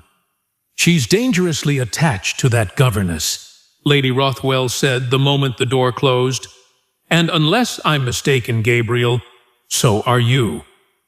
Eliza, Miss Thornton, has been wonderful for Lily. I don't doubt her competence, but Lily calls her Mummy. Did you hear that? Did you see how naturally it came to the child? The servants talk, Gabriel. They say it happens constantly. That Miss Thornton doesn't correct it. That you don't correct it." Gabriel said nothing. What could he say that wouldn't be a lie? "You cannot allow this to continue," Lady Rothwell pressed. "You're a duke. You have responsibilities to your family, to your position, to Lily's future. Arabella would want you to remarry, yes, but to someone appropriate. Lady Ashworth would be a perfect choice. Wealthy, well-connected, experienced in society. I have no interest in Lady Ashworth. Then find someone else of appropriate rank. But this growing attachment to a governess is impossible. The scandal would be devastating. Think of Lily's future, her prospects for a good marriage. If society believes you've been carrying on with the governess, if there's even a whisper of impropriety, Lily will bear the stain of it. Doors will close to her. Advantageous matches will become impossible." Gabriel felt the walls closing in. "I understand." "Do you?" Lady Rothwell's voice was hard now. "Because I'm not certain you do. You're playing with fire, Gabriel. And it's not just you who will burn. It's Lily, your innocent daughter, who's already lost her mother, who doesn't deserve to have her future destroyed because you couldn't maintain appropriate boundaries with the help. Eliza is not—" He stopped himself. "Eliza?" Lady Rothwell's eyebrows rose. "You use her Christian name?" Gabriel said nothing. "Distance yourself from this woman," Lady Rothwell said, her voice now ice, "before you do irreparable damage. Act like the Duke you are, not like some lovesick footman. Do it now, Gabriel, or I will." The following days were agony. Gabriel avoided Eliza as though she carried plague. He took his meals in his study, sent written notes about Lily's progress rather than discussing them in person, stopped walking through the winter garden, abandoned their evening conversations entirely. Eliza noticed immediately. How could she not? The warmth that had been building between them for months vanished overnight, replaced by icy formality that hurt more than any words could have. Mrs. Pemberton found her one afternoon in the empty schoolroom, staring out the window with unseeing eyes. "Don't take it personally, dear," the housekeeper said gently. "Lady Rothwell has been working on him, reminding him of his duties." "Of course." Eliza's voice was carefully neutral. "He's a duke. I'm a governess. There are natural boundaries. I should never have forgotten them." But alone in her room that night, she wept until she had no tears left. The summons came on the 5th day of Lady Rothwell's visit. "Miss Thornton, His Grace requests your presence in his study."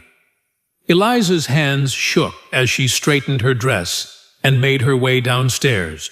Gabriel stood behind his desk, a deliberate choice, she realized, to maintain physical distance.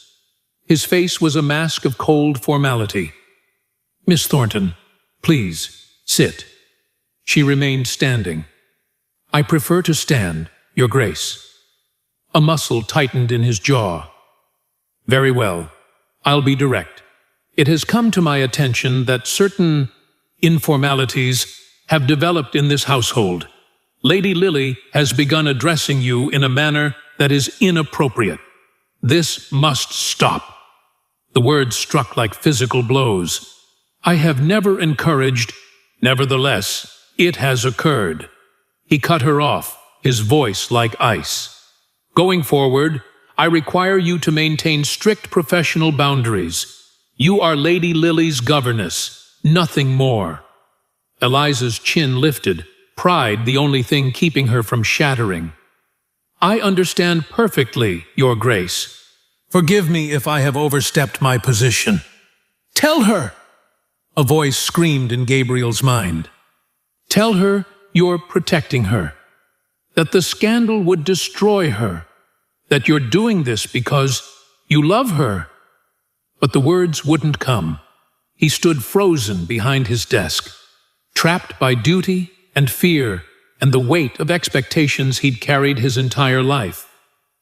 "If my services are no longer satisfactory," Eliza said, her voice shaking despite her best efforts, "I can seek a position elsewhere."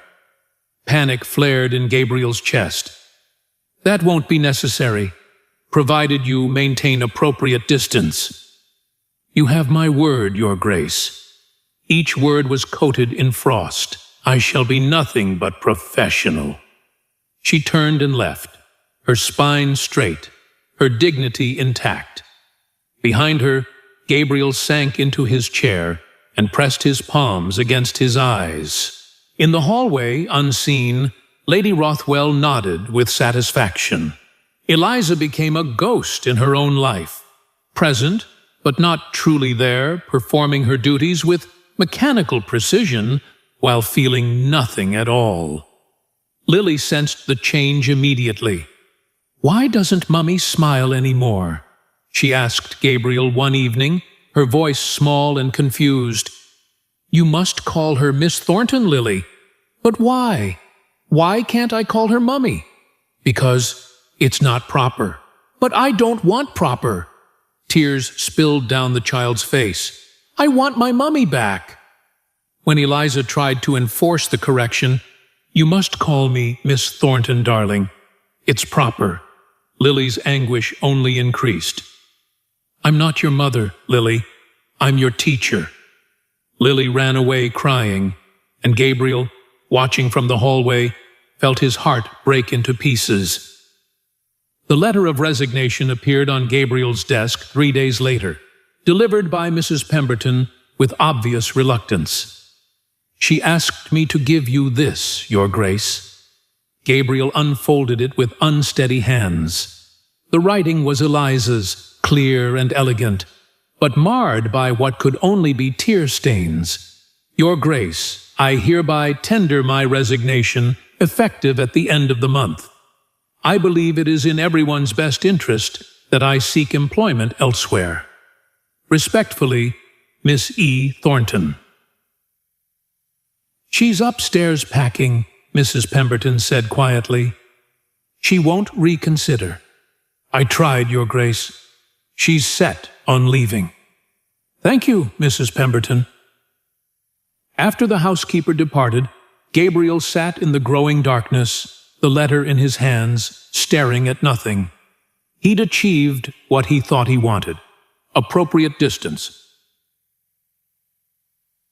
protection from scandal, the preservation of his family's reputation. But the victory felt like ashes in his mouth. In her room, Eliza folded her few possessions with methodical care, each movement precise and controlled. She wouldn't cry anymore. She'd done enough of that. She'd survived her mother's death. She'd survived this. But she knew, with terrible certainty, that a part of her would remain in this house forever. In the nursery, Lily cried herself to sleep, clutching the blue ribbon from the Christmas fair, the one Gabriel had given Eliza, which Eliza had secretly left on the child's pillow as a goodbye gift. And in his study, Gabriel Sinclair sat alone in the darkness, wondering how doing the right thing could feel so entirely, devastatingly wrong. Chapter 7. The Breaking Point. 5 days had passed since Eliza submitted her resignations. 3 more remained until her departure. Ashford Manor felt like a tomb. The servants moved through the corridors with hushed voices and worried glances. Even the winter sunlight streaming through the windows seemed muted, as though the house itself mourned what was being lost. Gabriel threw himself into estate business with grim determination, reviewing accounts until his eyes burned, meeting with tenants, inspecting buildings that needed no inspection. Anything to avoid the hollow ache in his chest, the knowledge that he was destroying something precious through his own cowardice. Eliza maintained perfect professional distance. She taught Lily with competence but no warmth, moving through the lessons like an automaton. Her smiles were polite masks. Her voice was carefully modulated. And her eyes, once so alive with intelligence and affection, were now simply empty. But it was Lily who suffered most visibly. The child who had bloomed under Eliza's care began to wilt like a flower deprived of light. She refused most of her meals, pushing food around her plate with listless disinterest. She stopped playing, stopped chattering about her lessons, stopped asking to work in the winter garden. Instead, she sat silently in corners, clutching her worn doll, staring at nothing. "Lady Lily barely touched her luncheon again, Your Grace," Mrs. Pemberton reported, her voice tight with concern. "That's 4 days now. She's wasting away." Gabriel summoned the village doctor, who examined Lily thoroughly and found nothing physically wrong. "It's melancholy, Your Grace," Dr. Patterson said, snapping his medical bag closed. "The child is heartsick. I've seen it before in children who've suffered great loss. She believes she's being abandoned again." Lady Rothwell, still in residence and observing everything with sharp eyes, remained unmoved. "She'll adjust once a proper situation is established. Children are resilient. This is merely a phase." But watching his daughter fade, Gabriel began to break. The first night, Lily refused to sleep. Mrs. Pemberton sat with her, holding the child's small hand, while Lily stared at the ceiling with unseeing eyes. "Did I make Mummy angry?" Lily whispered finally. "Is that why she doesn't love me anymore?" Mrs. Pemberton's throat tightened. "Oh, sweet child, it's not your fault. The grown-ups are being very foolish. But she doesn't smile at me. She doesn't tell me stories. She's leaving. And it's because I did something wrong." "No, darling, no. You've done nothing wrong." But Lily didn't believe her. How could she, when all the evidence suggested otherwise? The second night, Gabriel found himself drawn to Lily's room long after she should have been sleeping. She wasn't screaming or crying. That would almost have been better. Instead, she wept quietly in her sleep, tears sliding down her cheeks, while small sobs shook her frame. He pulled a chair to her bedside and took her small hand in his larger one. In sleep, she gripped his fingers with desperate strength. Gabriel looked at his daughter, truly looked, and saw what his fear had created. This child had already lost her mother. Now she was losing the woman who'd filled that void, and she blamed herself for the loss. "Forgive me, little one," he whispered. "I thought I was protecting you. I thought I was doing the right thing. But I'm only causing you pain." Lily stirred in her sleep, murmuring something that sounded like Mummy. Gabriel sat with her until dawn, watching her fitful rest, feeling something fundamental shift inside him. The third night, the breaking point, came at midnight. The scream tore through the house like a physical thing, raw and terrified and utterly heartbroken. Gabriel bolted from his study, where he'd been staring blindly at papers, taking the stairs 3 at a time. From the opposite direction, he saw Eliza running from her quarters, still in her nightdress and wrapper, hair loose around her shoulders. They converged on Lily's room simultaneously. The child was thrashing in her bed, caught in the grip of nightmare, her screams dissolving into desperate sobs. "Mummy, don't leave me. Mummy, please, don't go away like Mama did." Eliza reached her first, gathering the hysterical child into her arms. "Shh, darling, I'm here, I'm here." But Lily was beyond comfort, beyond reason. She clung to Eliza with desperate strength, her small body shaking with the force of her sobs. "Don't leave me, Mummy. Please, don't leave me. I'll be good. I promise. I'll be so good. Please stay." "I'm here, sweetheart." Eliza's own composure shattered like glass, tears streaming down her face as she held the child tightly. "I'm here now. Promise, promise you won't leave." Eliza looked up then and saw Gabriel frozen in the doorway. Their eyes met across the room, raw, exposed, all pretense stripped away by the anguish of a child caught between them. Gabriel saw his daughter's desperate grief, saw Eliza's tears, saw what his fear and his adherence to duty had created, a child being destroyed by the loss of love she desperately needed. The epiphany crashed over him with the force of a physical blow. By trying to protect Lily from potential future pain, he was causing her real, immediate agony. By trying to honor duty and propriety and the expectations of his position, he was destroying the happiness all three of them could have. Eliza rocked Lily gently, whispering soothing words while the child's sobs gradually quieted. "I'm here, sweetheart. I'm here now. Shh, it's all right." "Don't go," Lily hiccuped at, her voice small and broken. "Please don't go. Shh, rest now, rest." Slowly, exhausted by her own anguish, Lily's grip loosened, her breathing deepened. She fell into fitful sleep, still clutching Eliza's nightdress. Eliza carefully laid her down, covering her with blankets, smoothing her damp hair with infinite tenderness. Then she stood and walked toward the door, intending to return to her own room. Gabriel stood in her path. She tried to move past him, but he caught her arm gently. "Please, we need to talk." Eliza's control, so carefully maintained for days, finally snapped. She whirled on him, her voice a harsh whisper to avoid waking Lily. "Talk?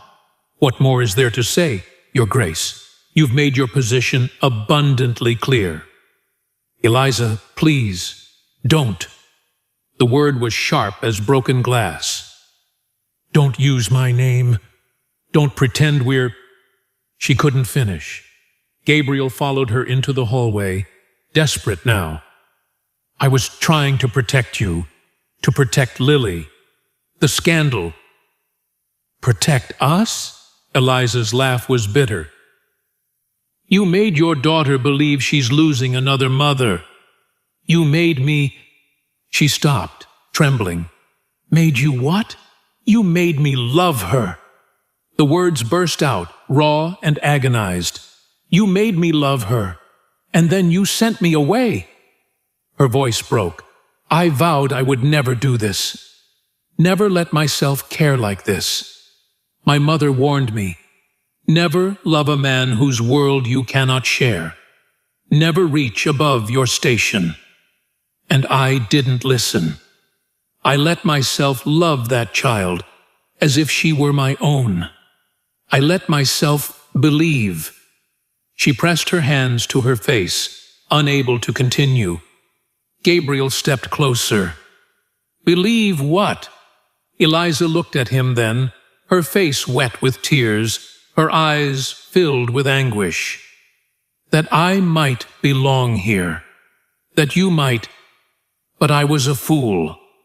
You're a duke. I'm nobody." This was always going to end exactly like this. You're not nobody. Gabriel's voice was rough with emotion.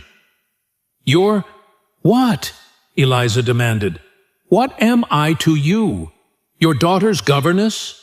A woman who serves a purpose until society tells you to put her back in her place. You're the woman I've fallen in love with.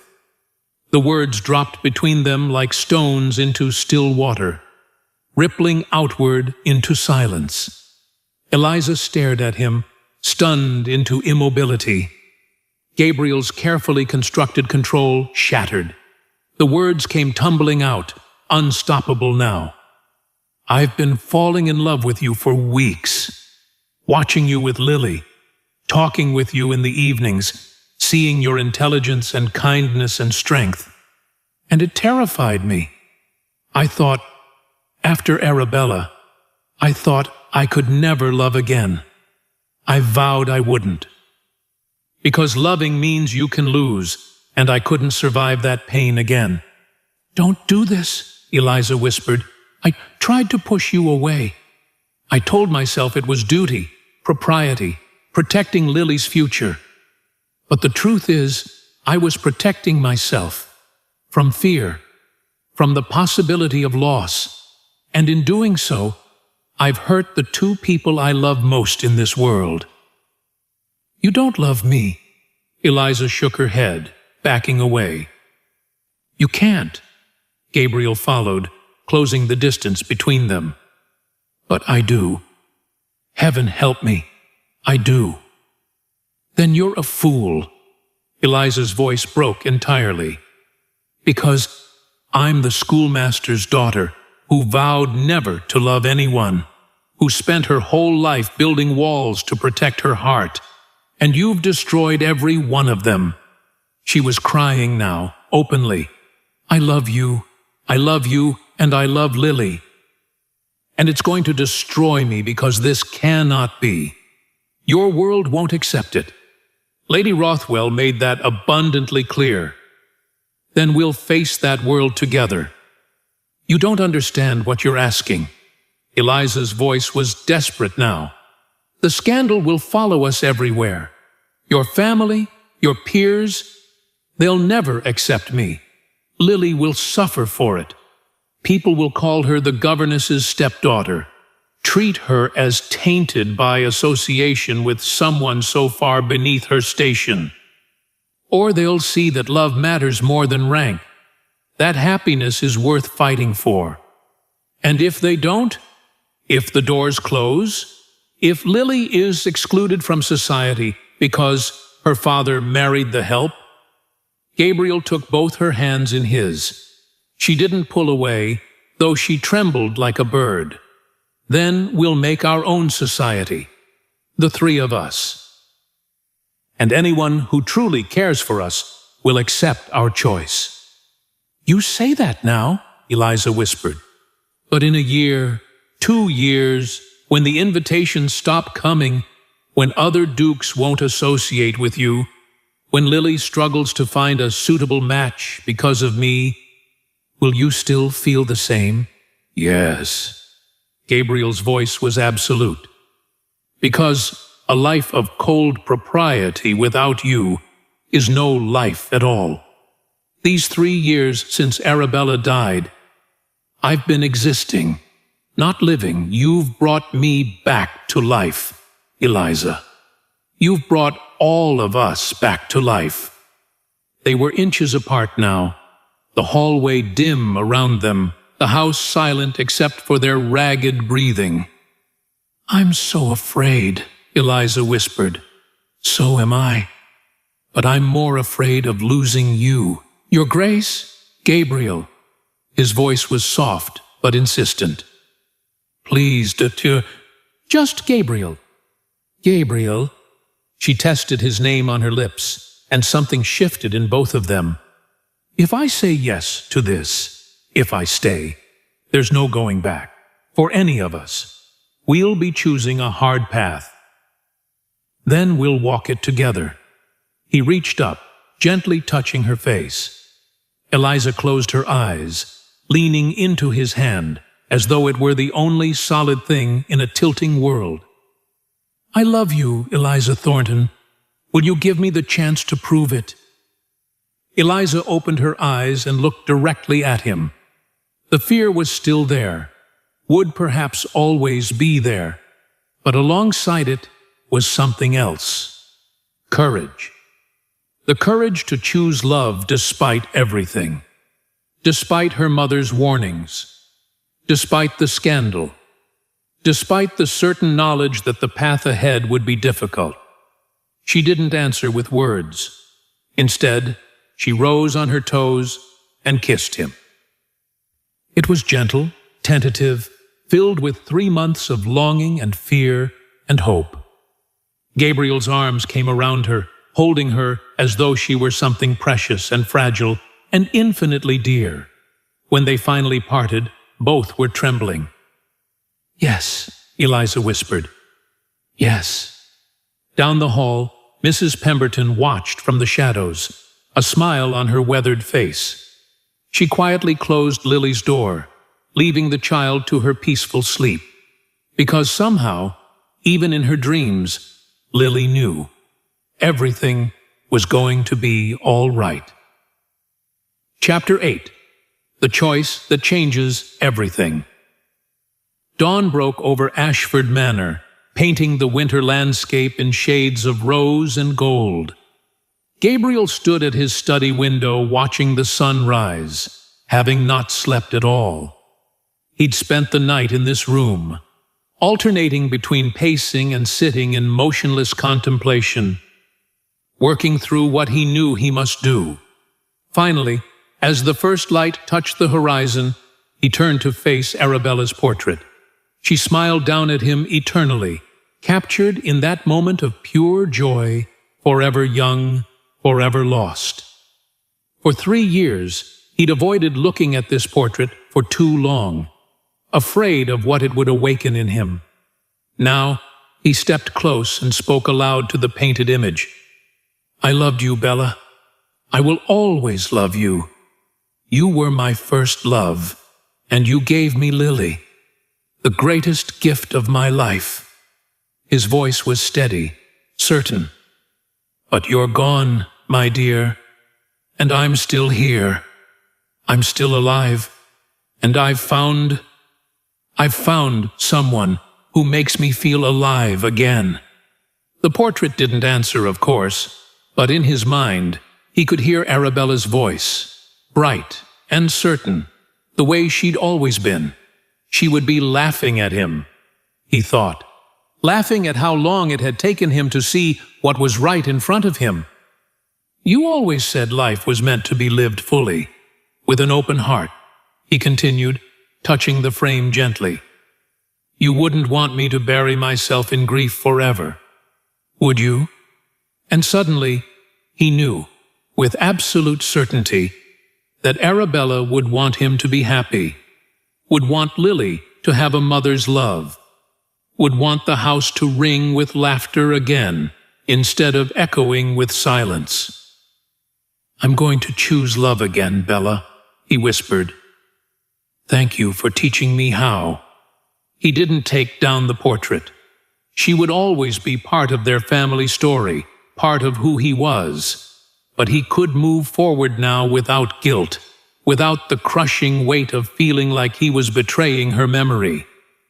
Love wasn't betrayal. It was the highest form of honoring what they'd shared. By the time Mrs. Pemberton brought his morning coffee, Gabriel had already sent for his solicitor. Mr. Harrison arrived at 9 o'clock, clearly puzzled by the urgent summons. "Your Grace, is there a crisis with the estate?" "No crisis. I need you to prepare several documents." Gabriel's voice was calm, decided. "First, a betrothal agreement. I'm going to marry Miss Thornton." Mr. Harrison's teacup froze halfway to his lips. "Your Grace, surely you're not serious." "The scandal? I'm quite serious. Draw up the papers." "But Your Grace, the social consequences, Lady Rothwell will be furious. The Ton will—" "If society chooses to condemn me, So be it.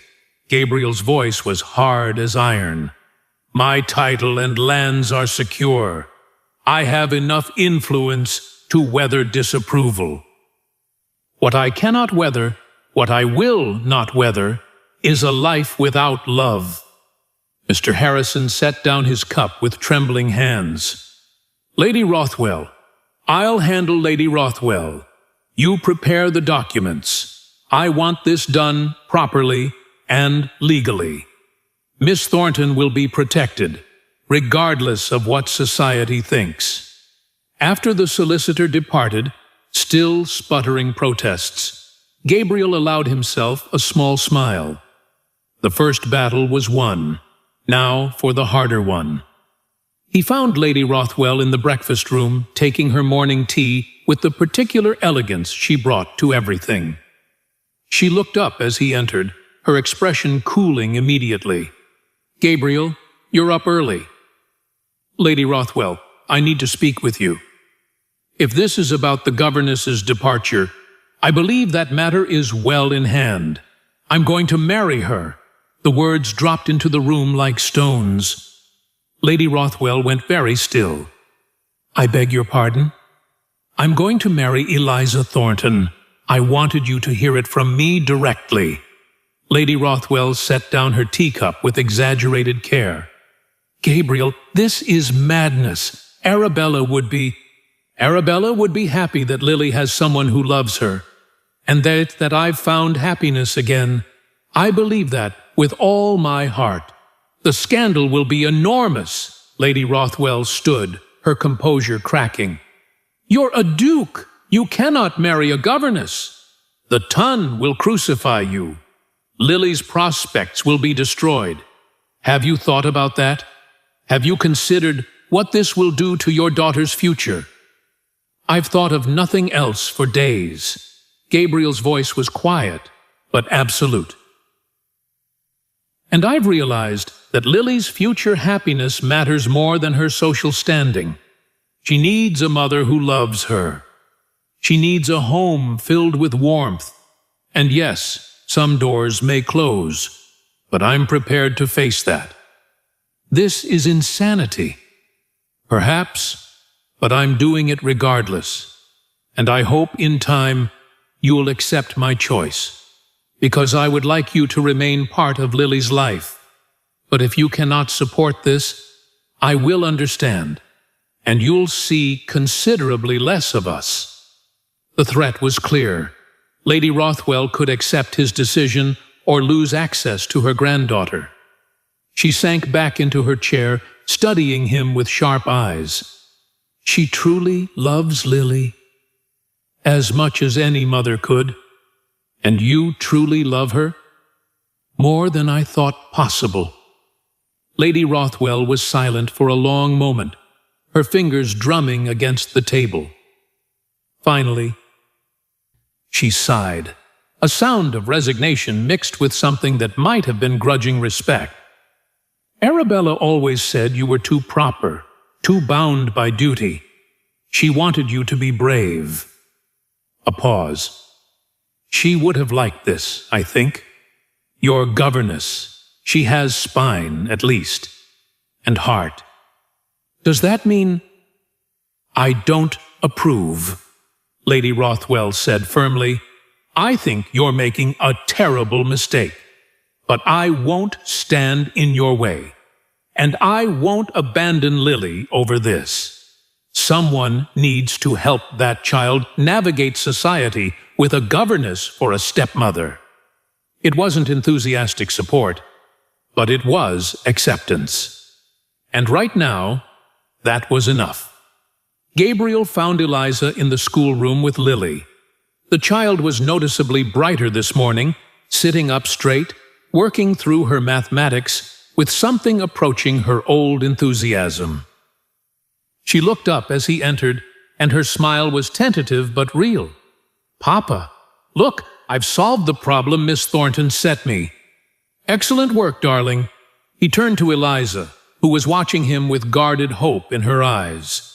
Lady Lily, may I borrow Miss Thornton for a walk? Lily's eyes went wide. You're not angry anymore?" "I was never angry, little one. Only foolish. May I?" "Yes, Papa." The child's smile blazed now, brilliant as sunshine. Gabriel extended his hand to Eliza. She took it with trembling fingers, and they walked together through the house in silence. Down the stairs, through the corridors, out into the winter garden, where frost still glittered on the restored beds. The morning sun illuminated everything, the plants they'd saved together, the pathways they'd cleared, the evidence of love and care that had brought beauty back from neglect. Gabriel turned to face Eliza, taking both her hands in his. "I spoke with Lady Rothwell and my solicitor." His voice was steady despite the racing of his heart. If you'll have me, I'm asking you to marry me, properly, not because it's convenient, not just for Lily, but because I love you, because I want to build a life with you." "Gabriel, I still fear. I know, so do I. There will be scandal. Some doors will close. Society will gossip viciously." He squeezed her hands gently. "But other doors will open, doors to a life filled with love and genuine connection. And honestly, Eliza, I'd rather have one real friend than 100 false ones. I'd rather be happy with you than miserable with society's approval." "You're sure?" Her voice was barely a whisper. "I've never been more sure of anything."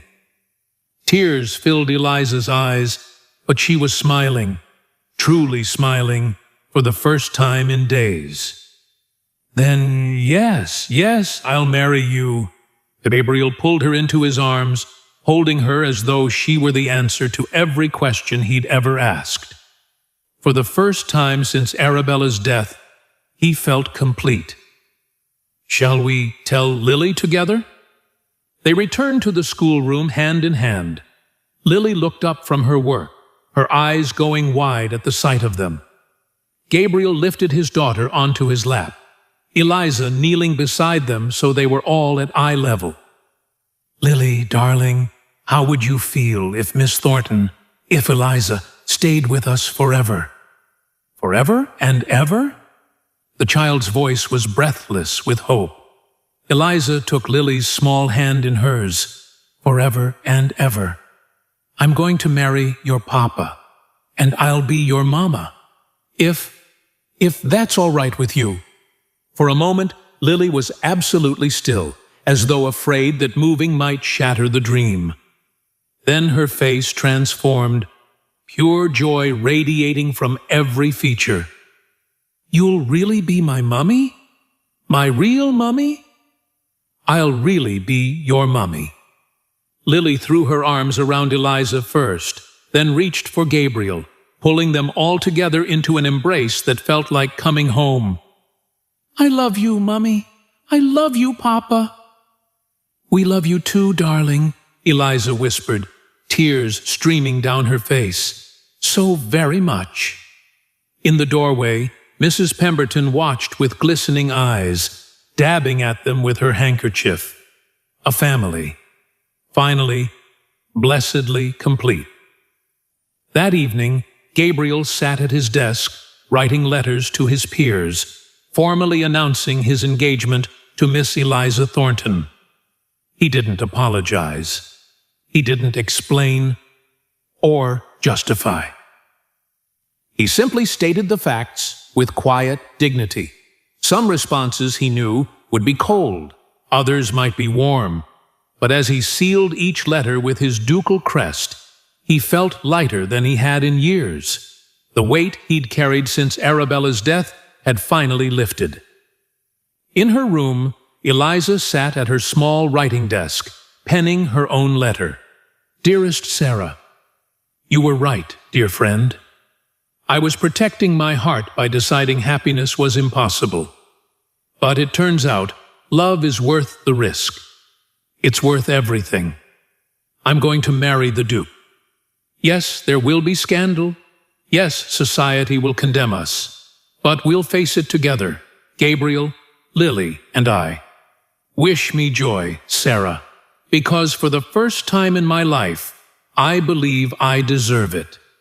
Your loving friend, Eliza. In the nursery, Lily slept peacefully, the blue ribbon from the Christmas fair tied around her doll's wrist. She dreamed of spring flowers in the winter garden, of laughter echoing through Ashford Manor's halls, of a family whole and happy, and hers. And in those dreams, two mothers smiled down at her, one in heaven, one soon to be bound by marriage vows, both loving her absolutely. The hard path still lay ahead, but they would walk it together, and that made all the difference. 3 months later, spring had transformed Yorkshire into a tapestry of green and gold, and on a bright April morning, the village church bells rang with particular joy. The church was full, though notably not with London aristocracy. The pews held villagers in their Sunday best, tenants from the estate who'd known Gabriel since childhood, household servants given the day off to celebrate. Sarah Hartley sat in the front row, beaming through happy tears. Mrs. Pemberton dabbed at her eyes with an embroidered handkerchief. And in the family pew, sitting with perfect posture and an expression of careful neutrality, was Lady Rothwell. She'd kept her word. She didn't entirely approve, that much was clear, but she was here, and that mattered more than Gabriel had expected. Several of Gabriel's true friends had traveled from their estates to attend, men who valued loyalty over society's approval. But the conspicuous absences spoke volumes. The Duke of Marlborough had sent regrets. Lord and Lady Pembridge had simply ignored the invitation. The scandal had taken its toll, just as they'd known it would. The organ began to play, and every head turned. Eliza walked down the aisle on the arm of the village schoolmaster who'd replaced her, a kind man who'd known her mother. She wore a simple dress of cream silk, elegant but not elaborate. She wasn't trying to be someone she wasn't. She was simply herself, a schoolmaster's daughter who'd somehow found herself about to become a duchess. Beside her walked Lily in a dress of pale blue, carrying a basket of spring flowers and radiating such pure joy that several guests found themselves smiling despite their tears. At the altar, Gabriel waited, and when he saw Eliza, his face transformed, all the cold formality that had defined him for 3 years melting away, replaced by wonder and love and gratitude. The ceremony was simple, heartfelt, conducted by the village vicar who'd baptized Gabriel and later married him to Arabella. The old man's voice shook slightly as he spoke the traditional words, but his smile was genuine. "Gabriel Sinclair, Duke of Ashford, will you take this woman to be your lawfully wedded wife?" "I will." Gabriel's voice rang clear and certain through the church. "Eliza Thornton, will you take this man to be your lawfully wedded husband?" "I will." Eliza was crying now, but they were tears of joy, the kind that come when something you'd believed impossible becomes gloriously, undeniably real. "Then by the power vested in me, I pronounce you husband and wife. You may kiss your bride." Gabriel cupped Eliza's face in his hands and kissed her gently, thoroughly, while the church erupted in applause. "That's my mummy and papa," Lily shouted with pure delight, jumping up and down. Laughter rippled through the congregation, warm and genuine, and utterly without judgment. The wedding breakfast at Ashford Manor was modest by aristocratic standards, but rich in warmth. The dining room overflowed with guests, conversation flowing as freely as the wine. Sarah found Eliza near the windows, looking out at the spring gardens. "You look happy, my dear, truly happy." "I am," Eliza turned, smiling. "Terrified sometimes. There are still ladies who cut me in the village, invitations that don't come. But happy, Sarah, so happy. That's all that matters." Later, Lady Rothwell approached. Her expression was carefully composed, but something in her eyes had softened since that terrible confrontation 3 months ago. "Miss Thornton, forgive me, Your Grace. I must become accustomed to your new title." "Eliza is fine, Lady Rothwell. Duchess will do, but there was no sting in it. I won't pretend this is what I would have chosen for Gabriel. But you clearly love my granddaughter, and you've brought life back to my son-in-law's eyes. So, welcome to the family, Duchess." It wasn't warm, but it was genuine acceptance, and that was everything. "Thank you, Lady Rothwell." Eliza's voice was sincere. "I promise to honor Arabella's memory by loving her daughter as my own." Lady Rothwell studied her for a long moment. "See that you do," she said finally, but her hand briefly touched Eliza's arm, a gesture of connection, however tentative. As the afternoon waned, Gabriel and Eliza slipped away to the winter garden.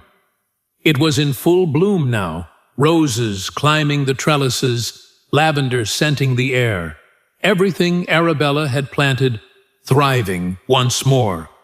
"Any regrets?" Gabriel asked, pulling Eliza close. "Not a single one. You? Only that I didn't have the courage to do this sooner." They kissed among the flowers, the spring sunshine warm on their faces, the future stretching before them, uncertain in its particulars but sure in its foundation. "Mummy! Papa!" They turned to see Lily racing toward them, her flower crown askew, her face flushed with excitement. "Come dance! Mrs. Pemberton says there's cake."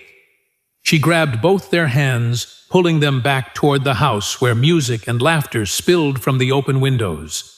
As they walked, the three of them silhouetted against the spring sunshine, Eliza felt a profound sense of rightness settle over her. My mother believed love was dangerous, a trap that would only lead to pain, she thought. And perhaps for her, it was. But I've learned that the real danger isn't in loving. It's in being so afraid of pain that you never allow yourself to live. Yes, some doors have closed. Yes, we face disapproval from people who value rank over character. But we've gained something infinitely more precious. A family built on genuine love. A life lived with open hearts. Gabriel's thoughts ran parallel to hers. I vowed never to love again, believing it honored Arabella's memory. But I was wrong.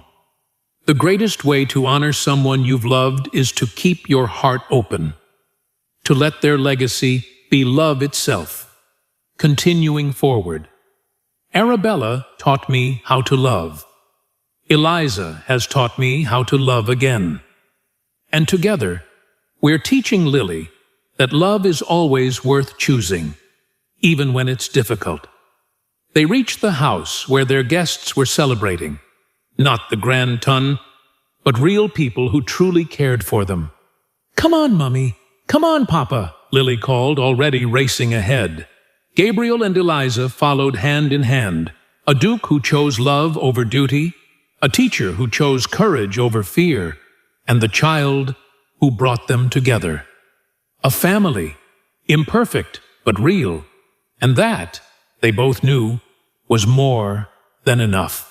It was everything. And so, dear listeners, our story comes to a close, but perhaps yours is just beginning. If Gabriel and Eliza's journey touched your heart, if you found yourself hoping alongside them, crying with them, celebrating their courage to choose love despite the world's disapproval, then I have a small favor to ask. Please take just a moment to press that like button, It tells me that stories like this, stories of second chances, of walls crumbling, of love that conquers fear, are the ones you want to hear more of. Every like is a message that says, "Yes, Lyra, more of this, please." And if you're not yet part of our family here at Lyra's Romance Stories, click that subscribe button and ring the notification bell. Because I have so many more tales to share with you, stories of dukes and governesses, of forbidden love and hard-won happiness, of characters who must choose between duty and desire, between safety and the terrifying beauty of opening their hearts. Tell me in the comments, would you have had the courage to stay, as Eliza did, or would you have fled to protect your heart? Have you ever had to choose between what society expected and what your heart demanded? I read every single comment, and your stories, your thoughts, your reflections, they inspire the tales I tell. New stories arrive every day. Historical romances filled with longing and tension, with characters who feel real enough to touch, with love that is earned through struggle and sacrifice and courage. So subscribe if you haven't already. Hit that like button if Gabriel and Eliza's story made you believe in love again. And share this with someone who needs to hear that it's never too late to tear down walls, to risk your heart, to choose love even when it's the hardest thing in the world. Until next time, dear friends, remember, the greatest love stories aren't about perfect people in perfect circumstances. They're about imperfect people finding the courage to love anyway. I'm Lyra, and I'll see you in the next story, in the next story, in the next story, in the next story, in the next story, in the next story, in the next story, in the next story, in the next story, in the next story.